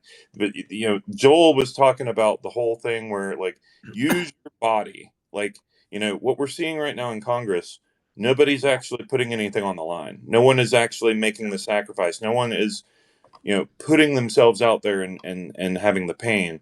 And Big Sarge asked a ton of questions, like, what are you going to do if you win and they don't certify you? And Joel was very much like, well, we're going to sit there, and we're going to be there, and we're going to be a fixture and use our body and be in that space until they address it. Yeah. And it was very good conversation. I love what you're saying. And I've talked to Joel Lava too. I interviewed him. And yeah, it's like you're going to see that with these primary candidates, and they're not going to have that same level of asshole polish. Let's call it asshole. And there's Kat. Good to see Kat. But we got like that asshole polish because you get these slick politicians and they always just deflect. They never. I'm sorry? Asshole polish. Asshole polish. Rub it. Yeah, it's like that's why he's orange. Now in orange. Now in Captain Ketchup Ear orange. Asshole polish. But it's sort of like they just pivot, right? And it's like you'll ask them it's like my kids are. I'm upset with children being raped in concentration camps. There's what about the way that Biden brought all these? Like they instantly pivot. They don't. And so when you get primary candidates who are progressives who will legitimately answer your question, they are not media trained to just deflect from all the thing a reasonable person would ask them. And so that's why you get that little like, I got to think about this for a second. And it's like some of the times, and you get that response. And it's like, we need to demand that of our politicians, that they actually think about the questions that we ask. And a lot of us, we defer. So stop supporting any publication that platforms these asshole polished candidates, Yeah, for sure. Yeah. Are we reading some comments here, or I am actually going to look for something because last night, I've been getting away from Facebook and Meta because Meta sucks, and I've been trying to do more work here, and when I have time, I write something, or I could try to connect with people. Been doing lives and doing my normal thing on Thursday, but no, I went over to Facebook. And the very first thing that showed up in my feed was a resistance friend of mine who lives in Chicago, who had been at the detention center there in Chicago, and just being loud like me. I found this person, mutual loudness. We were like, oh yeah, you're loud, I'm loud. We should hang out. She posted, and she was fucking assaulted in her home. Like, she ordered a piece of furniture through Walmart, and there was some kind of like a vendor connected thing through Angie's List or whatever, where they bring you the furniture and they assemble it. This handyman who came recommended, shows up at her house, assembles the furniture, and then assaults her. And I was so angry and beside myself. Yeah. So I was actually scrolling because I was going to just put the camera up to it and show it real quick, because I don't know how to do the share screen stuff. How is she doing? I texted her last night, and I'm like, geez, sorry for the middle of the night text. And then I texted her again this morning. I haven't heard from her directly, but I'm like, hey, door's open, like, text, call me, whatever. Because I mean, she's beautiful. She's from I think she had actually been out like in the LA scene, and like, so she has like the face and the body, and just like, but she's a real person, and she's actually stepped away from some of the fake people and the narcissists that like, where image is everything, and she's very, very real. And she's fighting it. She's already been, so she called the police and described what happened to the police. And the police, they did not send an advocate. They sent 3 different male officers to the scene to talk to her, which is also really, really not the way they're supposed to handle that. She's like, I'm going to press charges. And she's like, the whole thing has already been a let's shine the spotlight on the victim, and let's make the show about the victim. The whole thing with that always happens with women in assault. And she's like, I kind of expected that, but she's like, I don't care, I have to fight it. Yep. This it- is the bullshit fucking conservative patriarchal culture again, and I've run into this so many fucking times. And this is why, again, when people are like, well, not all, it's like the fucking conservatives could have stopped this if they were decent ones, and it's like they sit there pretending, oh, I hate MAGA, and then they vote for that anyway. They refuse to make themselves vote for a progressive. They act as if, and it's like, that's why we can't get women leaders. They all deliberately, and that's why none of this stuff gets ever fixed.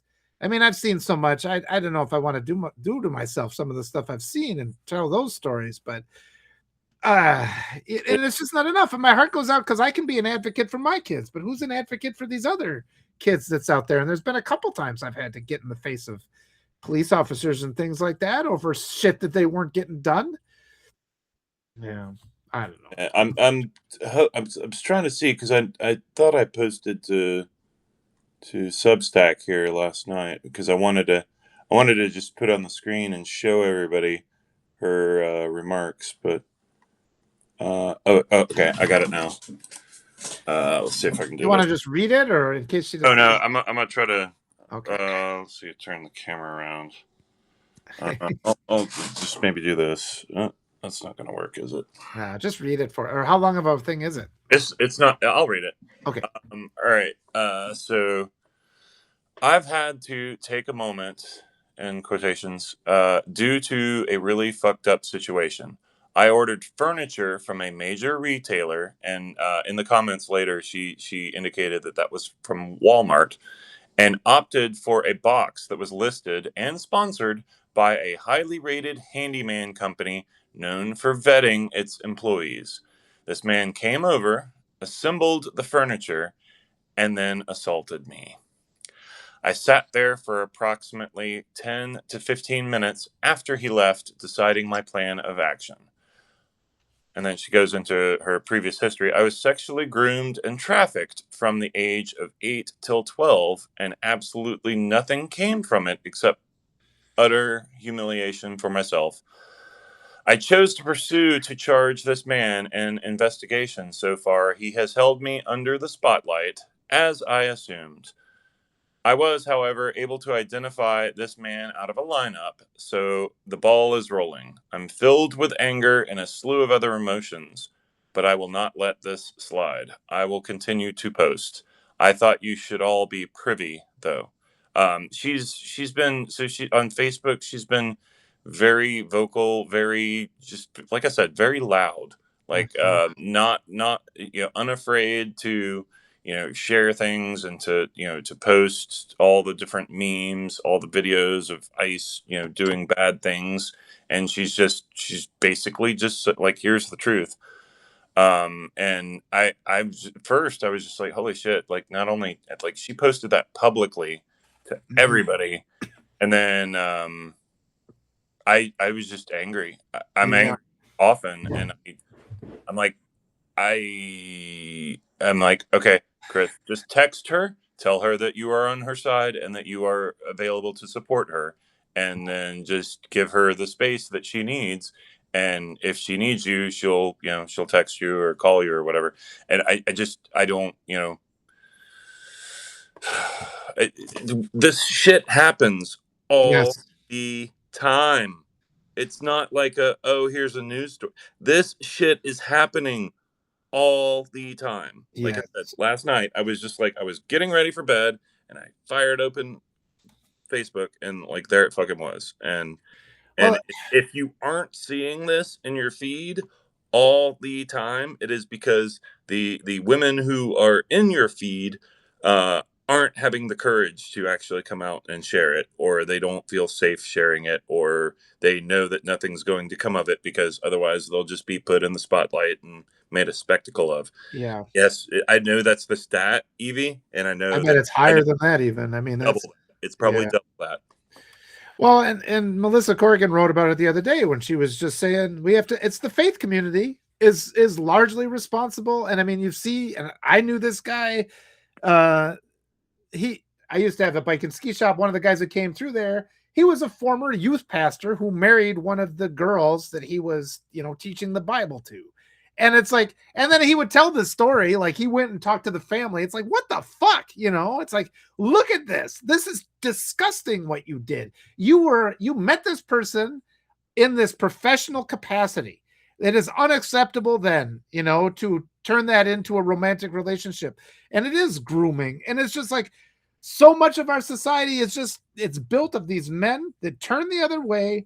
I told the story with Nick Parra not too long ago where and there was an incident where my daughter got spit on in Spanish class. This was like 2 years ago. I remember sharing that, and I was just like, well, and it's just, and she was all, and it's like when this trauma happens, and it's just sort of like she took a day and then she said what happened. It was just like, just the rage of a thing like that. And it's just it just seethes. It's just like having a hot ember in your chest, and you're just like, but then because I called the resource officer, I'm like, I want charges filed because this is an assault. This is a pandemic.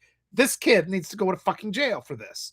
Yeah. And they did their investigation, and they called me on the phone, and he started in with his patriarchal bullshit of, well, we got this and there was that. And he tried to like rush me through. And that was the one where I had to get the end of it. And I said, look, you talked, I talked. And I said, because a year earlier, I was with a search party that found a dead body, 11-year-old girl. What? Yes. This 11-year-old girl got raped and murdered. I got the email that said this girl was gone, that she didn't come home.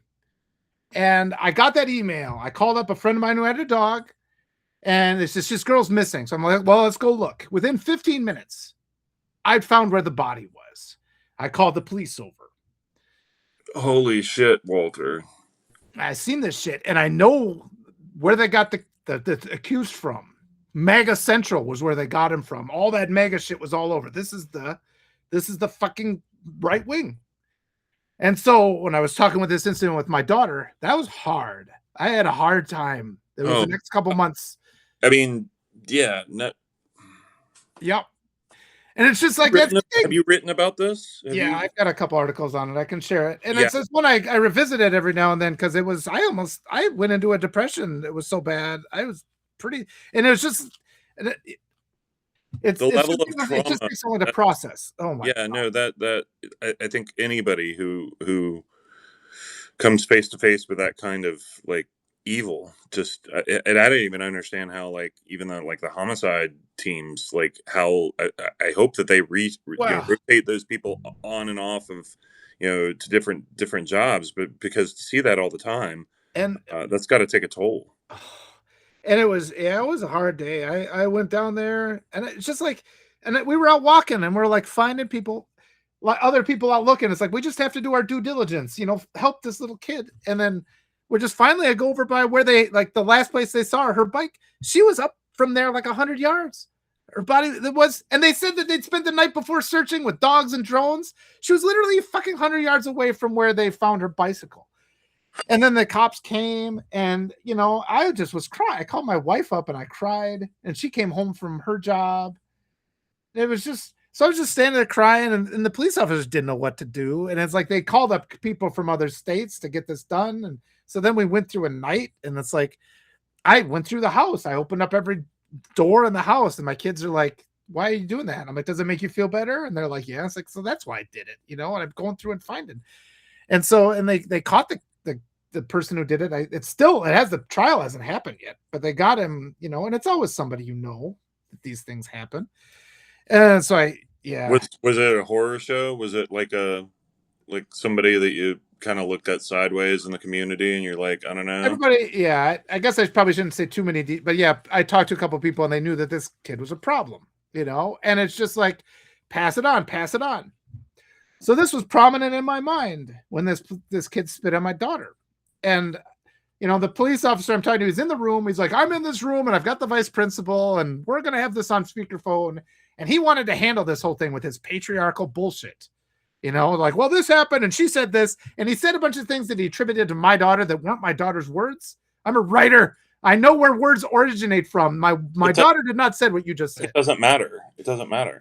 Yeah. Speech is protected. Well, you don't assault people with your bodily fluids, like cut and dry. Well, they were, and my daughter had a witness, but she kind of got afraid when the police got involved, and so she was unwilling to say. And it was just like, okay, I'm not going to get too hard on her for that. But it was like, this happened, and it was like one of these slobber kind of incidents. So it's just like, but it's like, I don't care if it was deliberate or not. Spit got on my daughter. The guy's getting fucking out of there. I'm like, I'm not going to talk about motive. We're going to talk about what happened.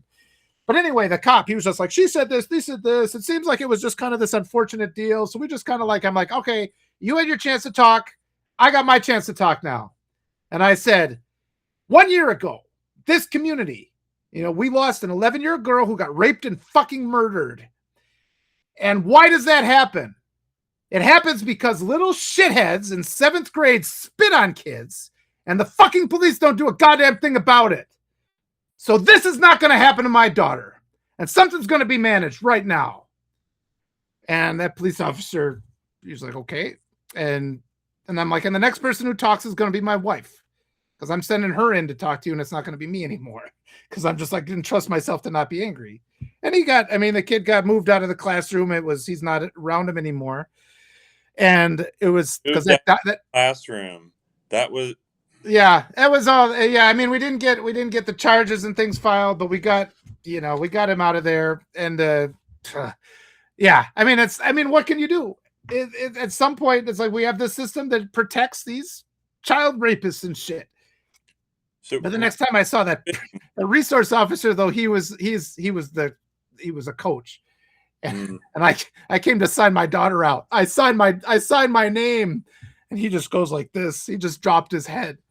And I'm just like, yeah, I mean, and it never feels like it's enough, right? And that's a lot of why I'm angry all the time and frustrated and worn down. You don't have to cover up for them. You don't have to protect them. You do not have to continue propping up these elements of the patriarchy. You don't have to. Yeah. And so people, he was like, well, I don't want to ruin this kid. Fucking ruin him. Yeah. If there are consequences that are waiting in the wings, just say, you should have learned that there were consequences. You will save an innocent person's life by holding this little shithead accountable to the maximum, extent of what's available. It's like, what happens if I spit on you, Mr. Police Officer? Is this going to be handled the same way? And if you're handling it differently, because it's my daughter, then we got a problem, sir. We have a problem. But at the same time, it's like, it does make a big, just speaking out. And it feels like, even though I spoke out and it doesn't feel like it got resolved to the extent I wanted it to get it resolved, not speaking out would have been worse. You do move the needle by speaking out. And so you said your piece. Yeah, you said your truth. You spoke your truth. I just wanted to speak quickly on just spitting in general. Like, this is something that, I kids do, right? And so my first two kids, my firstborn son, and then she's now my trans daughter, but they were, young, carousing. It was probably when they were probably like maybe 7 and 5 or something like that. And he spit on me, and there's this whole thing, and one spit on the other. And I was like, both of you, come here right now. And I took them to the bathroom. I was like, I need both of you. I want you to spit into that sink. And they both spit into the sink. And I was like, no, keep going, keep spitting. You want to spit on somebody? Let's do this. We're gonna keep spitting. And I made them spit probably for 10, 15 minutes until they were like completely dry. And I mean, I got the point across to them.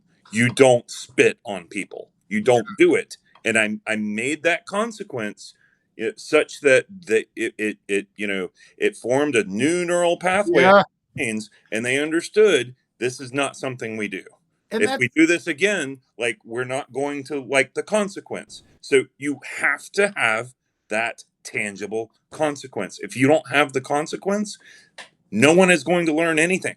If there is not accountability for the entire slew, the litany of this myriad of things that are happening, if there is not accountability, no one learns. Right. And what they do learn is that I can do this, I can rig this election, and I can get away with it because nobody's going to fucking call me on it. Right. So why not do it again? We did it last time and it worked. We might as well keep fucking doing it. Yeah. You Yeah. have to call these people out. And bravo, Walter, for being. I would have been an angry dad too. I would have been the same thing, and I would have been like, Lisa, come here, you take the rest of it because I need to go like Yeah. a wall or something. Well, I was kept reminded. I was like, I can't get arrested because of this. I can't go in there, and it's like I can't, because I was so angry. I'm like, I did not trust myself to talk to people again. And you have learned to deal with your consequences, right? So you removed yourself because you didn't want to deal with the consequence of going off on a cop. Well, I have to be there for my daughters. I can't can't advocate for them if I'm in jail. And it's just like, that's a hard thing to be up against, right? When you're just like, I'm also at a point where I'm have to advocating for her here to some extent, because it's like, this justice has not been served. But yeah, I'm not going to let them trick me into taking me away from her. Yeah. But yeah, and it's like a big part of it too. It's like, and the reason is they don't think of people as people. I mean, I'm sure in this conservative cop's mind, my daughter's a non-person because children are non-people to the conservative mindset, and that's how they justify their abuses. They don't think they're abusing a person; they think they're abusing a thing. And that, to a large extent, that's how conservatives view women. They view them as things and not as people. And it's hypocritical too, because some of those like school resource officers, they will choose to make their career and make an example out of kids for, again, something where, yes, they should face the consequence, right? But does that consequence need to be like ratcheted up to where they go to prison as adults that 17-year-olds that can be charged as adults just because like that is the max that you can fit them with? Like, and like, why didn't they make that kid an example? Yeah, because he played on the team that the guy coached on or whatever. Yeah, and I wanted to go see it. It's like, I want to see the car, this kid's parents. I want to see if there's any MAGA stickers on the back. That'll be evidence for me. I'll know if he's a racist family, if he's got that shit. And we're still at this point where, if he was covered in swastikas and Confederate flags and stuff, even then they probably, because we've got the entire conservative contingent defends that shit under free speech, which is a dishonest argument, because they ban LGBTQ plus books left and right. They burn books. They're the book burners. But when it comes to like hate paraphernalia, they all of a sudden they're like, I got to defend your rights. And that gets us back to what I was talking about before, the lost cause, the trying to claim the Civil War is about states' rights instead of slavery. I mean, they deflect and they deny and they divide and they lie and they try to set decent people against each other. And those of us who are just these passive kind of wishful thinkers, and I've been that person a long time, honestly. And Evie talks about it a lot. And it's the white community. They just they're content to put on their blinders and look at the things right in front of them and just deny these other things that happen. Kids are getting raped. Little kids are getting raped across our country in traffic right now. It's probably happening right now. Yeah. No, so it all ties back together to accountability, right? What do we have? We have privilege and we have entitlement of a class of white citizen, because what? They have never borne the consequence. They have never faced the accountability. How do you fix that? Well, I mean, I don't know. A lot of those people, we need to do something with them, but it starts with accountability.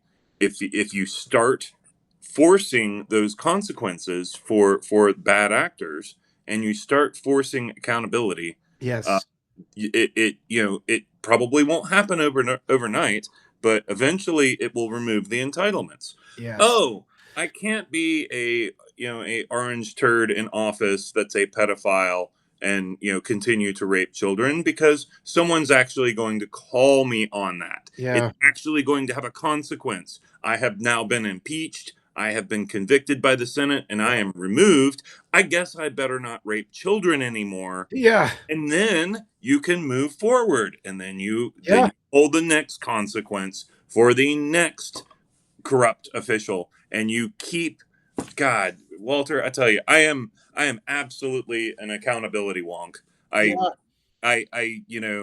don't know, early in my growth or childhood or whatever, I learned, consequences, and you fucking pay the piper. You do the crime, you do the time, and And we've got to, and it's like one of the things I've been trying to dismantle because, is this enabler mentality. And the enabler mentality is really that's the letter from Birmingham jail. Go read Martin Luther King's letter from Birmingham jail. It's got the quote in there where he says it's the center, the ones that allow the passive peace, that is the absence of justice, instead of like. Oh, right. Okay, I'm not familiar with the letter, but I'm gonna go and read that. There's that one passage right in the middle where he says that. He says it's the moderate that is the greatest obstacle, not the yeah. The people who let passive offenses go by and they say nothing.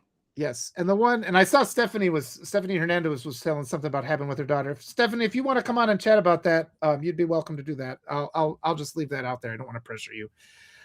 But and that's what it comes down to. When people are more mad about me, when I say, look, conservative ideology, all they do is they strip women of their rights, and they take away education, and they keep prices low, and they make apologies for pedophiles. And when I say that, and people are more angry at me saying that than all these crimes that are going on, that's our enabler mentality. And that's what everybody has to accept. We have to say, no, we got to hold an accountability. Like you said, look at who they voted for. They fucking suck. Don't sit there and tell me I'm wrong for making a generalization and saying all, because where are the evidence of the good ones? Where, like when I wrote the other day, when there was the student loan thing, instantly social media is covered by all this. Well, we can't do that, blah, blah, blah, blah, blah.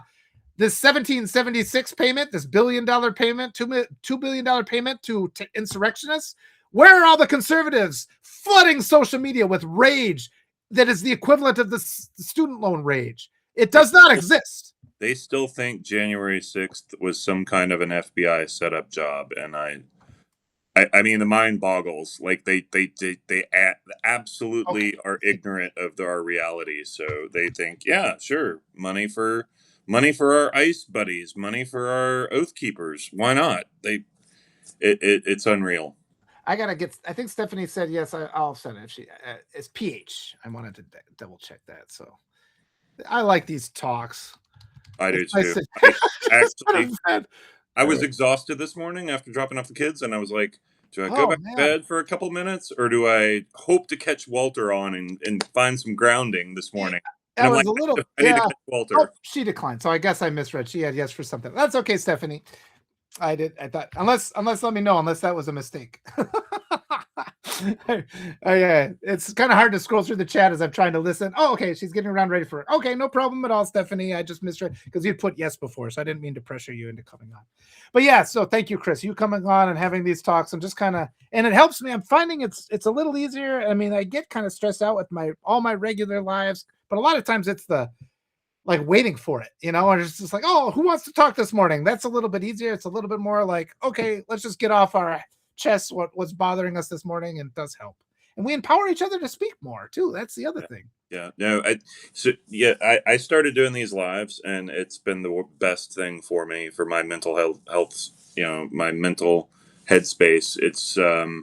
It's community. I mean, that's what it is. You and I, we're talking to each other. We're real people, and we're sharing with one another. And I say something, and you're like, "Yes, that resonates, Chris." And then you say something, and I say, "Yes, that resonates." We're establishing. We're knitting ourselves together as a village.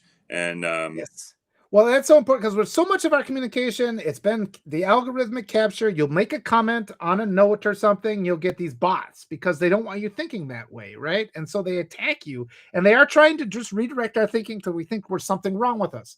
But that's already under this umbrella of the conservative default ideology of the United States that's designed on subjecting us all to a period of non-personhood where we think we have no value whatsoever. But this is the other thing I was talking about with Andrea Watkins, the narcissistic abuse, where whenever we get together and we start comparing the ways that we've been abused, it makes them, the narcissists, it's like throwing rocks at a beehive. They get all worked up because they just have this kind of instinct, this instinct for knowing what's a threat to them. They've developed it, and they just don't even want us engaging certain ideas. And they've been so effective that we don't engage them in the media. It's only fringe places like me and you talking about these things at all. You'll never get this. Like a major media station is never going to talk about this mechanism by which you're just not allowed to talk about the abuses you endured at the hands of your father when you were growing up. It's like, well, how dare you even talk about that? Your dad was a hardworking guy and he made all these sacrifices for you. Just shut that up. So it's in silence. And all the truths that we need to build a better world have been locked away in silence. The book burners, the academic theories that we're not allowed to teach about, just basic concept, the basic truths.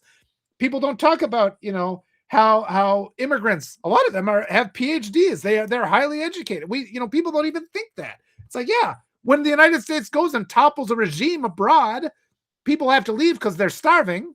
They come here because that's like the world indoctrination is to present this as the good place. And just like all these arguments that we should be making that are hidden, that we're pressured to never speak, these are the places where we can have those conversations. Yeah, for sure. Like the one thing I was going to add there, not necessarily an immigrant, but it was Dr. Jamesia Connor. I mean, this is a very, very highly educated individual who is taking her time and who is coming out and is just speaking, answering questions. And I look at that and I'm like, we have to hold on to this. Like the people that have this lived experience and these skills and this knowledge, like if someone is giving that to you, especially if they give it to you for free or for $8 a month or whatever, like, yeah, that's a bargain to be able to listen to her for for on the cheap of whatever it costs for Substack. I mean, I know she doesn't paywall, but free, these people, the educated people, the people who have lived it, like those are the people we need to be elevating and listening to, and also forging these relationships with, because we're gonna need it. We need this safety infrastructure. We need our safety networks. That's what I call them. I call them safety networks because you, of course, you're not in Georgia, but I'm in Georgia, and if shit goes down, and Walter's like, shit, who do I know in Georgia? You know me in Georgia, right? Everybody on this live, you know me in Georgia. So if something happens and you need a person to get your back, I am part of your safety network now. I am part of your safety network. DM me, and I can't be there for everybody, but I goddamn try. Yeah, that is the baseline of decency. Yeah, we try. And it's and often I find too that the biggest impact I make are things I don't even recognize. Like people will bring up stories and they're like, "Thank you for doing this." I'm like, I have no idea. I don't remember that at all. You don't see the value that you have, especially when you are out there and you are speaking and you're just like, "Oh, I got that off my chest. I feel better." But you don't see the 10 people that actually watched your stream and didn't bother to say anything in the live chat, and like they were on the precipice and they're like, all right, Walter walked me back, and you'll never know. Like they'll never come to you and say that, or maybe they will, maybe they'll say thank you, but it's establishing these communities and speaking truth and sharing those lived experiences. That's what's going to save us here.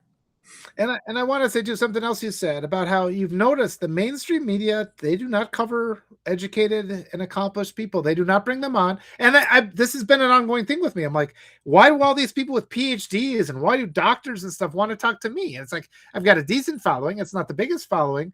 And they say, because nobody else will talk to us.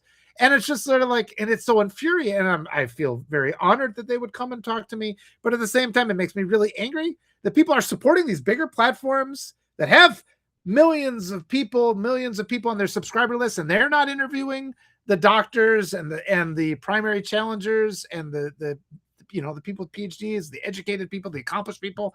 All they're doing is reacting to what Marjorie Taylor Greene said and inciting anger that way. And it's like people just have to be discriminating about this. Stop supporting those big platforms, those millionaire-owned platforms that are not helping. They're not elevating rational, reasonable people. I mean, they're the ones that chase after the open rate, and they don't consider that we need to present information that people need to hear. We have to have that, like the education rate. That's what we should be fixating on, telling people the truth, real opinions, important things that people have to know, like the truth about the fact that Iran never had nuclear weapons or nuclear capacity. We aren't data points, Walter. We are people. We are actual people. We are not a margin to be leveraged. We are individuals with with hopes and dreams and families and Yes. real shit that we're dealing with. You talking about not funding, the the juggernauts, right? I was on Blue Sky, and I don't do a lot on Blue Sky, but I happened to be on Blue Sky yesterday just because I was trying to push some of my work around a little bit, and I saw New York Times, and it was like they had just posted something, and there weren't any comments. I went into that comment stream, and I'm like, unsubscribe from New York Times. Like, go and find your Yeah. independent people, because New York Times is not doing it right now. They are not cutting it. No. And that is how, like, it's gonna, like, yes, I want to know what the top level people are sharing too. But you know what I can do? I can go to somebody like Crust News, and they've got like 200 subscribers or something, and they somehow they are sourced and they have Yes. legitimate news, and the independent media, they are crushing it right now, and they need some uplift, and Yes. the New York Times, they're going to survive, or they won't, one way or the Well, other. Like, we don't need need your money.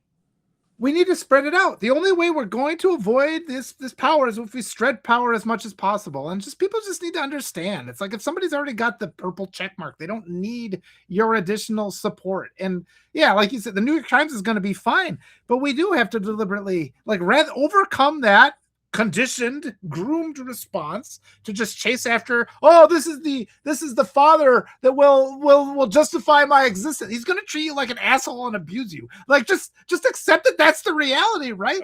That's all we need to do. That's what they did last time. They're creatures of habit. They're just going to do it again. But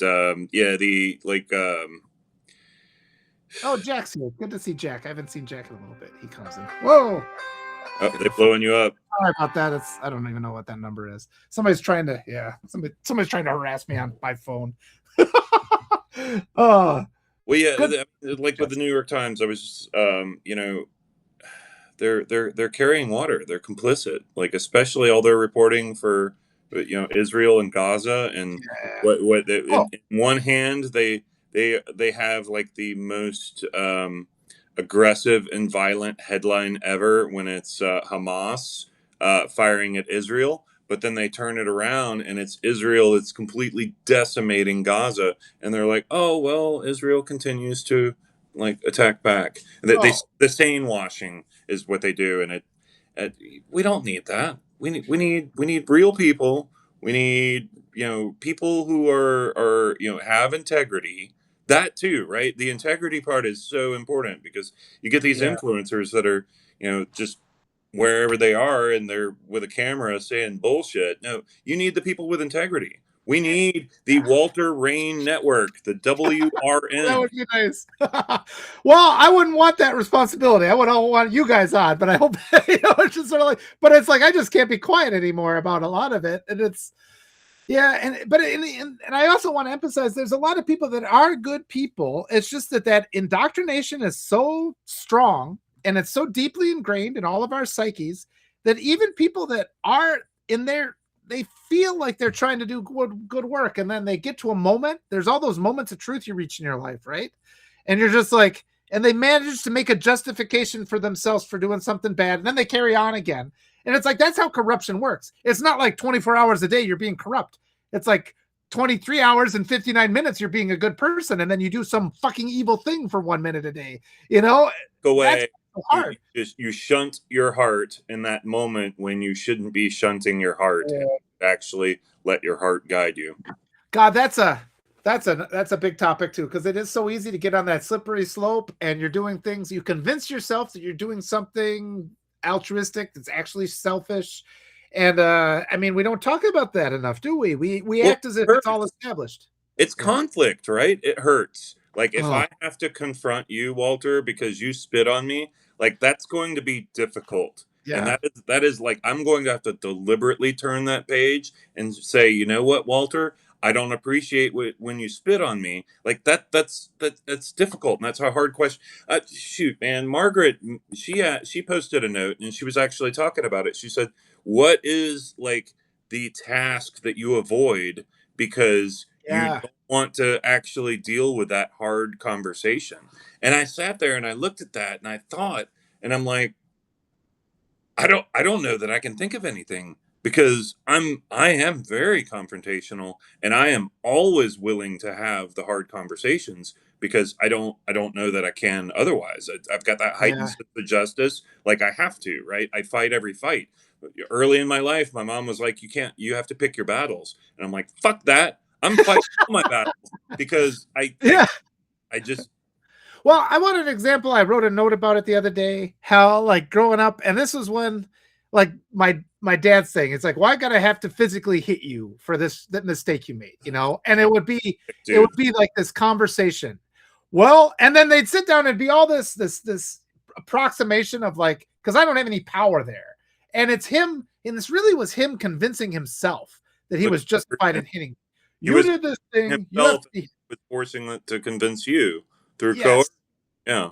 And I would know that if I didn't just say yes, he was gonna become provoked, he would become enraged, and then things would be way worse, right? So there was that coercion aspect, and this was consent is still sometimes abuse, you know, even if you think if you coerce consent, you still get abuse. So it'd be like, But okay, yes, consent coerced is not consent. yep, and then you're in this situation, yeah, where he's justified himself, and then he'll actually talk about, well, we sat down, like it's this, and that's that patriarchal bullshit again, you know, and it's Me exactly, man, you child. Like, yep. yeah, But I want everybody to recognize it not just from from the person who gets hit point of view, but also the person who is doing the hitting, where they are in a position where they are convincing themselves to hurt a child, to hit a child, and they're going through this whole framework in their brain, things that they've been told, this whole patriarchal mechanism, this whole conservative mechanism of the unquestionable father, where he just if I do not hit this person, they will be hurt worse, is how they start to think. And that is a lie. And that is what we have to dismantle. That is how all these abuses get enabled. Because so many people, in a passive way, when they start saying, well, not all conservatives, rather than denouncing the crimes that conservatives are enabling, then they become part of that whole mechanism. And that's yep. the thing that people need to take away. And this is not an easy thing, because even now, I love my kids, and I have to be careful. It's like, is the advice I'm giving them going to serve them? And I mean, I'm talking about things like, like I don't want him to get student loans. And it's like, but it's like, things like that, and it's like, I think I'm trying to keep them from being, but it's like, if they don't get a degree for an extra 6 years because they're working, is that going to hurt them? I mean, we do have to be careful. And it's like, am I telling them these things because I want them to be in my house forever? Because I do want them to be in my house. That's not the best thing for them. I'm not going to be a good empty nester. I have to be very careful about these things. There's this You'll whole do mind. great. You'll do great, Walter. You will come out of your cocoon. You'll do great, I'm sure. But yeah, that's part of parenting, right? Is second guessing yourself and the guilt and just constantly like evaluating and reevaluating. I think especially people who are more empathic, they chew themselves up, right? It's like, Yeah. right? Did I do wrong? I don't know. I'm a mess. I'm an anxious mess, and that's just part of parenting, with especially for empath types. Yeah. Well, and that's probably the attraction of this evil conservative, like, well, the father's always right. He did the best he could, even though some of the things were terrible. And it's just like, you're just not self evaluating. And it's like, yeah, self evaluating hurts, but it hurts a lot less than leaving a wake, misery and anguish in your wake because you stomp through life indifferent to all the people you destroy. Yeah. The one thing I wanted to touch on, you were talking about, you almost, I think you were on the precipice of sharing it, that you're talking about like the harms that are done by abusers, and also the harm that violence actually does. And you were talking about your father and how he was, trying to like kind of set himself up and justify to himself. Part of the whole thing with violence, if I convince myself that I need to strike you, like, and then I actually do, I follow through with that and I do it, it's harm on so many different facets, right? I've hurt you. I've Yeah. shown you that you can't trust me to not hurt you. I've also shown myself that harming you is okay. It is justified. Yeah. So Yeah. so like, and that becomes like another little pebble in the wall that you're building up, right? Yeah. I struck my son, and that's okay because I had a reason for it. Yeah. So the next time when I strike my son, that barrier is slowly being built, right? Yep.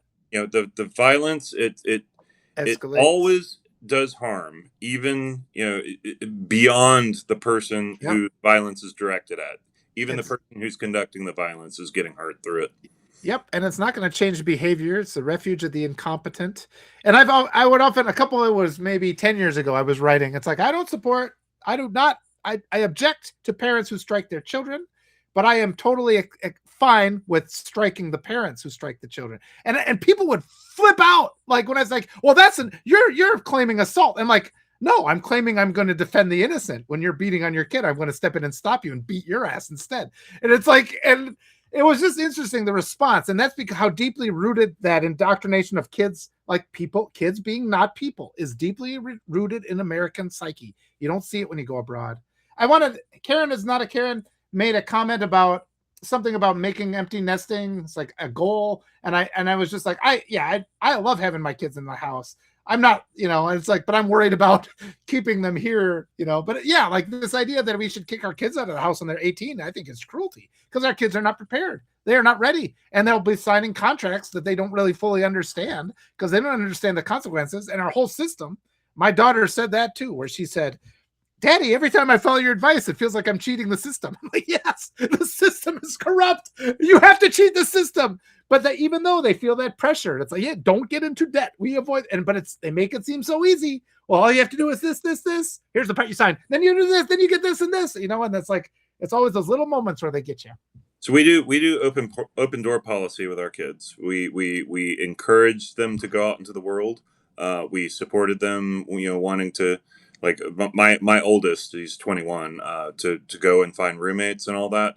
But we share with it. It's like the Footprints poem, right? You let them go, and if they need you, if they love you, like they will return. They'll show up and they'll come and visit, or if they really need you, they'll come back all together. If they need a shelter with you, that's at least our approach. It works pretty well.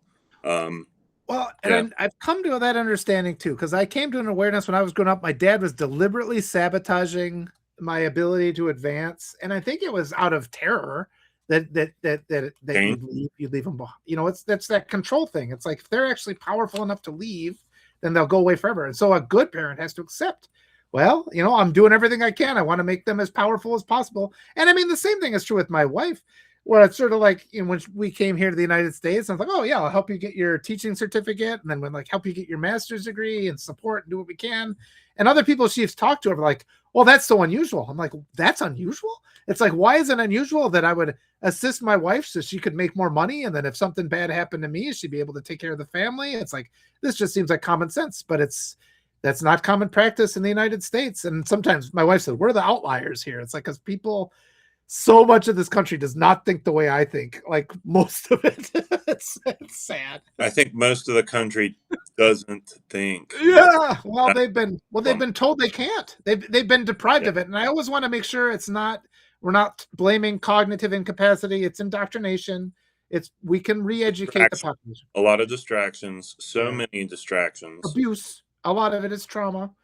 And we'll get there. We're Kat said I left home at 15. Oh gosh, Kat, I bet that was hard. So yeah, and it makes financial sense. Yeah, it's like the cost of just get a little bit of money put away. But so many adults, and I mean everybody's right now. It's especially hard. Everybody's feeling the economic pinch. But my wife meets so many people, even professionals, who've been in teaching at the school district for decades, who are still paycheck to paycheck. And a lot of it is like what Ashley was talking about before. They got to have the brand new car. You can't go buy a used car for $2,000. You have to maintain appearances. And that's hard. Well, I've been keeping you all morning. I should probably get going. I was going to. But what are your closing thoughts after we've had this nice kind of soul sharing conversation? Community. All these people in the chats, the live chat, all these people that are sharing bits about themselves. And I didn't catch all of it. I see Kat, I left home at 15. Yeah. That's a story I want to unwind. Jason was homeless at 15. That's also a story I want to unwind. But lean into all these people Like find your community, Yeah. people, tell your truths, tell your stories. And this platform makes it super easy to host a live. Yeah. If any of you ever think, wow, Chris, that was really great, like I'd love to talk with you more about that, Do it. shoot me a DM. I will do it. Like I'm not as organized as Walter is to actually like schedule stuff, but I'm good at jumping on ad hoc kind of thing. I've done a couple of those. I think with my friend Cass, where we were just back and forth in notes, and she was like, "Yeah, I got job scammed." I'm like, "I got job scammed too." I was like, "We should live about that." She's like, Yeah. "Oh yeah," and like do it, and then we just got on. So I usually mornings I'm often free, but find your people, find your village, and I'd like to be a part of your village, yours, Walter, and everyone else here. You are already there. Eric's giving me a hard time again. Eric, after my whale story, I'm still so happy about that. I can't remember if it was a Walter's voice just note or if he called me and just told me how great it was. I just really appreciated that. he's taking. But but also too, when I'll publish this this as a what's it called, the replay in a couple hours, and just in the chat, if you want me to bring you on, let me know. I do kind of hesitate because a lot of people, I'm like, hey, come on. Well, I'm not ready. I don't have my, but it's like anybody who wants to come on and talk, you got something to talk about, just reach out. You can put in the comments. Like when I got on Jessica Denson's stage in DC, I didn't think I was ready, but I was ready. And all of you are ready. You just have to take a little step into that discomfort and come on with Walter. Walter's easy. Yeah. He's great. Look at him. I mean, he's smiling and he laughs and Yeah. he cuts up with you. He wants to elevate all of you, and that's all he wants. He just wants kindness and love, and same. I want the same thing. So just a little bit. We can reform and we can get to the point where our whole media structure looks like this. And when your kids are looking on social media, they see stuff like this and they don't see all the hate content. Those are the people in your neighborhood, and yeah. Yeah, that's great. All right, I'm gonna let it go. We've been on 2 hours and 15 minutes out. This has been lovely. Thank you, Chris. Thanks everybody in the chat. Thank you, Walter. Thank you for everything you do, and thank you everybody there in the chat for participating with us. Have an amazing day and the rest of the week. And closing thought: I am doing my podcast tomorrow. So tomorrow, 10:30 a.m. Eastern, I will be on with Zolfina. Oh, that's gonna be a great one. So make sure to check it out. Evie says Walter laughs because he's officially gone insane. I think that's probably the case, but there's the Charles Bukowski quote. He's like, some people never go mad. What boring lives they must lead, So it's just sort of like, yeah. Go read some Bukowski and go ahead and do a couple little crazy laughs too. The Mad Hatter. I mean, he's having a really good time, right? Whew, and it makes the oppressors walk right away. I got a cackle, and I don't know if Evie's quite heard my really intimidating cackle. Yeah. but I got a cackle that sends the bullies. They turn and they're like, I'm not going to mess with that guy. So I encourage all of you to cultivate that kind of a cackle. All right, let's leave it. See you, everybody. Bye, everyone. Oh, there we go. And